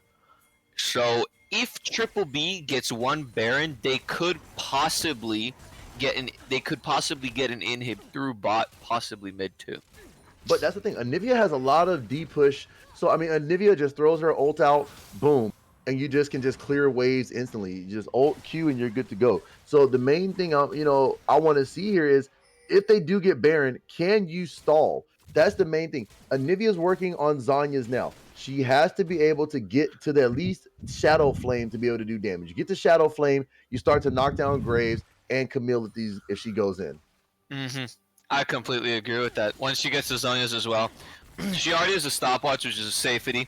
But once she gets to Zanya, she just has the stopwatch on a timer, basically on a timer loop. So that's going to be really beneficial for her to not being caught out like she was used to before. Exactly. And honestly, they have to be careful. This is the best possible solution for W. You sit here, you chill, you relax, you just kind of farm up. You get this farm, you keep the waves kind of pushing, or you even freeze them and stall them on your wave. You got 2 people down on the side trying to get to Camille. So honestly, maybe a misplay by Triple B. You have the Anivia and the Orin, even though both do have TP. You might could start Baron. You know you're stronger. You have more items come in. So right now, looks like Caitlyn. Looks like Caitlyn might be caught out. But good play by Caitlyn. Way to get out. I mean, way to just kind of stink it out and go from there. Yeah, right now Ornn is level 12 and the Camille's level 14. So Ornn is really falling behind right now. He needs to get the solo lane XP. He needs to get level 14. Now he's level 13, closer at least. Yeah, but they're starting this Baron. They have no idea. As Camille's TPing in, they need to do something. They cannot let it go. Ornn ults in, but there goes the Nocturne. Good job. Now get out. Beautiful play. Ornn, don't go in. Oh my God, the mess up on the Ornn. The steal, but 2 go down. Oh, what a steal by the Nocturne, but the Ornn just with no follow-up. Oh. Yeah, Nocturne did a really great job of outsmarting the Graves, played for his advantage. Yeah, really great by the Nocturne, but Ornn did mess up as he thought he was gonna get follow-up from his team, but the better play was to just take the Baron Nashor and just, hold it, get the waves pushed out, and then be able to get that gold advantage. Anivia steps up. She goes into egg form. Anivia looks like she will die, and she will go down to Slim Shady. Wow. Maybe that is the real Slim Shady, because I don't know, man, because all the others are just imitating right now. As Chaffetz Glen goes in, as Caitlyn goes golden, Nocturne ults, he's trying to find a target, but there's nobody that he can go in on. As he goes in, good job. Okay, he goes in on one, but Slim Shady takes it as Caitlyn ult will not go through. The Lulu shields are just too good. Wow. Yeah, that was a quite last-ditch attempt by the Nocturne. If anything, I think the Nocturne should have just ulted and then not went in, just to try to scare them out a little bit. The Anivia did have Zhonya's there, so I would think she could have just pressed Zhonya's sometime around to possibly protect herself. Obviously, the Syndra reacted really quickly, so that was not able to happen. Now, Drag is going to be coming up here in 26 seconds, and again, Triple B is going to get the setup, is going to get the first-hand spot next to the river next to mid lane. That's the crucial spot of... They're actually going to be invading here, wow. They're going to be looking to catch somebody out. Well, I mean, they have the position. Because, I mean, honestly, there's Lulu, there's Camille. Camille's going in. Yep. Syndra with this QE, wow, and the Graves ult, just in case. I mean, wow, Graves, 5-0-9. Syndra, 5-2-13. Kog'Maw, 5-1-3. I mean, everybody on their team is literally a 5 kills. Just, wow. I mean, this is insane. Very good play. Yeah, the way as Camille goes in again, Ornn hits it up. Camille flashes the mastery again, and there goes Nocturne. But Ornn is here. Ornn gets almost walled off, messed up by the Anivia. Anivia's trying, but there goes Camille going in again. Anivia with the nice stun. Anivia's trying her best. Oh, the shield comes up from the Lulu to save the Camille's KDA. The Graves trying not to die. The Anivia is trying to wall off Kog'Maw, trying her best to do everything she can. A flash Q. Oh, she goes golden. Ooh, good try, but she will make it out thanks to the karma. Almost a good try. I love the aggressiveness there. She's starting to hit him. She's starting to come online just a bit, but just not enough. As the Q goes, and it will not land. And they will hold off one more fight. Wow. Yeah, a lot happened there. Camille was basically on the brink of death. Thank God that Lulu exists on your team. Yeah, with that shield. But I just love how Triple B played this team. They played it to their strengths. They got the mid ahead. They got the top side. They got the jungler. The jungler got the Graves, got the LDR. Now he's just popping people on the regular. He's just getting it worked. Now, I love W's comp. It looked really good on paper, but they couldn't make it work, unfortunately. I mean, and I definitely agree there. I mean, the comp was well played. The comp was definitely, any other comp here, I don't think it beats this. But the Graves got ahead, the Camille got ahead, the Syndra got ahead. I mean, and Yeah. at one point, top lane was literally a battle of who could be the 1v1. But Yep. as we saw, it's not about who wins the 1v1. It's about whose team plays better. And, Yep. and if I'm being honest here, looks like Ornn was actually somewhat ahead of the Camille early, but the jungler came, got the kills, and just helped snowball the Ornn. I completely agree with that. There goes Call the Forge God. They catch Camille out. Anivia TP's topside. Anivia's trying her best. She walls off, pushes the Camille away. Camille is running as they're just gonna go for the base. They've committed too much. Anivia walks in top, and Camille is there. There goes the Ornn with the knock-up searing charge. He hit the Bellows Breath. He's trying. Anivia, there are two people chasing as they're going to end. Looks like Triple Wow. U said, while you're dealing with our Camille, we're gonna go and end the game. They're trying it as they're there. Ornn's TP's back, and Ornn will die to the Graves ult as they're just gonna get poked down. Here comes Camille, want to be in the final shot as the Nexus will fall. And Yeah. Triple B takes the win. Wow, yeah, that Triple B played that perfectly. Camille was stalling basically two of their key members in W's team, and she did such a great job at that they were able to end off that. That was perfect. Absolutely perfect play towards the end by Triple B. I mean, 100%. I mean, both comps look strong. It just all came about to which comp played it better. And that's the hard part. That's definitely the hard part right there. Even though this is only week 1, this is only the start of the season, I still think that both these teams have a definite way to still make playoffs. Yeah, I agree. I agree. W's team looked really good on paper in Champ Select. It looked perfect. But they just were not able to make it work, especially with the Anivia getting caught out early, unfortunately. That was just, I think, the weakness that W had in that certain scenario. Exactly. Give us a second. I think our producer stepped away for a sec. So give us one moment here. But I mean, it wasn't a bad game. Honestly, I really believe that it was definitely a good game. So while we wait for the producer, we're gonna go ahead and I'm gonna bring in our interview here. We're gonna be interviewing. Let me see. Give me 1 second here. Hey, what's up, buddy? How you doing? Hello.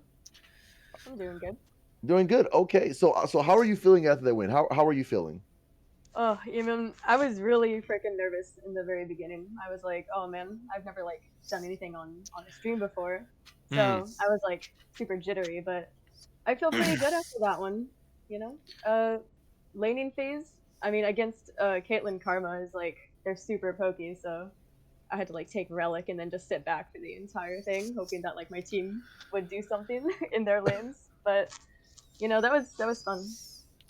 Yeah, no, you guys played it really good, but I'm surprised that you guys didn't get poked down more. I guess that's the benefit of having Lulu with the cog, having that shield up and ready to go. And your team did manage to make some things happen, especially the Graves in the top lane, right? Yeah. Yeah. So I mean, you said this is your first game on stream. So is this your first time, participating in a league? Oh, definitely. I've never done anything like this before. Gotcha. Okay, so now that the first game's out the way, I don't know if you've been watching the stream tonight. I don't know if you've, seen the other teams play, but how are you thinking that the rest of the league is going to go? How are you thinking the team is going to progress to get even better? We do a lot of scrims in between games, so I definitely think that helps. We're going to keep on doing that. We're going to get some practice games in before the actual games happen.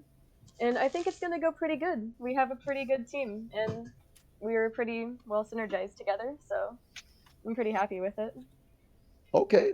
So was there anything that, that you guys, coming into this game, what was the biggest way you guys prepared to get mentally ready for this? Mentally ready as in, against their comp, or, the game in general? Just the game in general. You said you were kind of nervous, that you were a little jittery. So, I mean, Yeah. to kind of mentally prepare, what did you guys do? I mean, we had our ADC give a little pep talk. We hyped each other up. We listened to some music, Yeah, music is definitely a good way. Yeah. I was like, Okay. guys, I'm so nervous. Calm me down. And they were like, dude, calm down. Dude. And I was like, okay. So that's all it takes. You know? Okay, so we see you playing Lulu. What other champions can we maybe expect to see from this god tier support? You know, you went 0-0-18. You did not die once. Perfect KDA. Do we expect to see that going forward? Hopefully, I try my best. I am a Nami main, but the other support plays a lot of Nami, so we had to ban it out. Okay. Gotcha.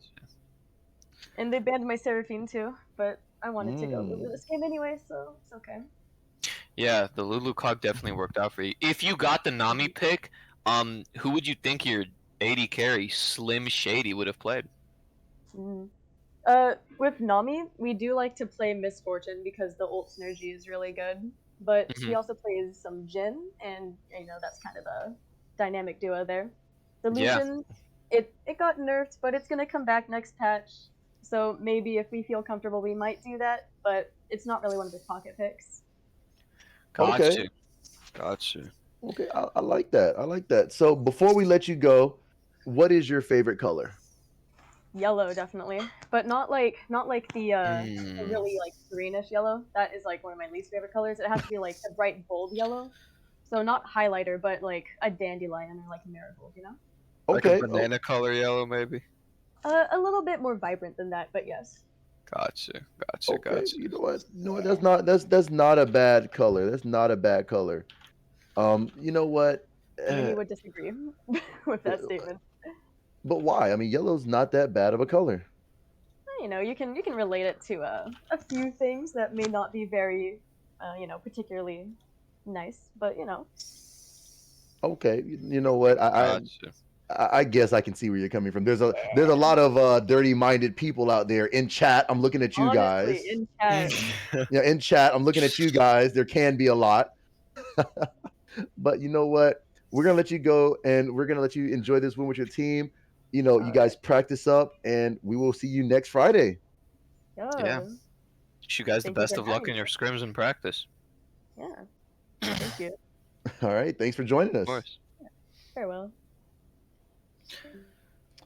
All righty, man. I mean, as we're waiting for production, we haven't gotten the chance to send off yet. I don't know if he had to run to the bathroom, if he's having issues. I don't know, but we're stuck on the victory screen right now. How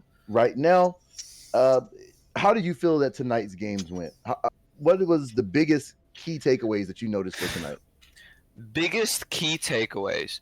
For the first two games, biggest key takeaways were bot lane playing good, carrying through those roles. Now, through this last game, Triple B versus W, that Triple B won their game through mid jungle, and I think they played that good. In my opinion, mid jungle should be the ones who are setting things up, who should be carrying, not the bot laners in a sense, because I think jungle and mid has more champ synergy in a sense of like getting kills, getting the leads, rather than bot lane. In my opinion, what do you think about it? I mean, I think it's. I mean, honestly, I think tonight definitely was a good night. And honestly, there's a lot of good teams here. I love to see the talent that they popped out here. I definitely feel that like right now that how can I say this? How can I say this? A lot of these teams showed up first night, first jitters, as we heard from the support. You know, a lot of these teams are probably nervous. So there's definitely a lot of things that can definitely go better here. Just gotta focus up. Go into the next game saying, hey, you know what? Let's focus. We saw we lost last week. Let's get it right this week. I completely agree with that. I really do. Now looking forward here, what do you think that W or Triple B could have done to improve their gameplay this game? I mean, honestly, to be honest, more wards, not rushing the fights, and just kind of hold on one second. I'm sorry. I'm trying to get in touch with production. I'm sorry. But I feel like honestly, right here, maybe changing the draft up, maybe working on a little bit more of a comp, because at the end of the day, Graves 7-0, Syndra 6-2-15, Camille 5-1-12, Kog'Maw 6-1-4, Lulu perfect KDA at 0-0-18. You let all these shutdown goals go, and Karma and Caitlyn did well. They pushed in their lane, they did well, but they could not do anything. Or they could not do anything. Stretch their lead. So Yeah. I don't know. That's the hard part right there. Right. Yeah, especially this last game, it was 1 through mid. Thinking back to the first game, I really liked the Jinx pick that they picked in the bot lane. I think that we worked out really well for them, and I think it's kind of slept on a little bit right now because I don't think Jinx has that much of a play rate, but if played correctly, it's just a menace. And I definitely agree. I mean, both of these teams, they didn't play towards most meta. They didn't play anything that was too hard. They both stayed to comfort picks. And I mean, honestly, this is the first time I think we've seen anything besides Victor or Corky in the mid lane here. We see a Syndra, we see an Anivia. So I'm happy to see different. You know what I mean? Right. I think that if the Anivia and if the jungler would have went off with the lane prio that bot and mid had to offer in the third game here, Triple B versus W, they could have made something work with the objectives. They could have done something with the leads that they had. Gotcha. Mhm. Okay. Well, you know what? Boys? The game was good. We did well. Honestly, we are stuck. I don't know what happened to producer. But do you have any final words before we get off? Final words. I want to say GG's to everyone that played. Good games. You guys played to the best of your ability. To losing teams, hopefully that you guys realize what you did wrong and improve off that, and hopefully come back, stomping even harder than what just happened today. Yeah, that's all I have to say. It was a really, really, really fun time I had today watching these games fold out, especially with the last game. It was quite a banger here. Yeah, I'm really excited to be here, and I think tonight was really great. Yeah, and I'm glad because I mean, you know what? And get excited to be here more often because at the end of the day, you're gonna be here every Friday with me casting all these great games. Oh So yeah. so everybody, stay tuned. We're gonna have fun. We're gonna get everything set. And yeah. So from everybody here at Astral eSports, we'd like to thank you for staying tuned. And we're gonna go ahead and head out of here. The stream will stay running until we can cut it. So you can stay here and you rack those points up until next time. But thank you for joining, and we'll catch you next time. Peace Yeah, out. thank you for watching, guys. Peace.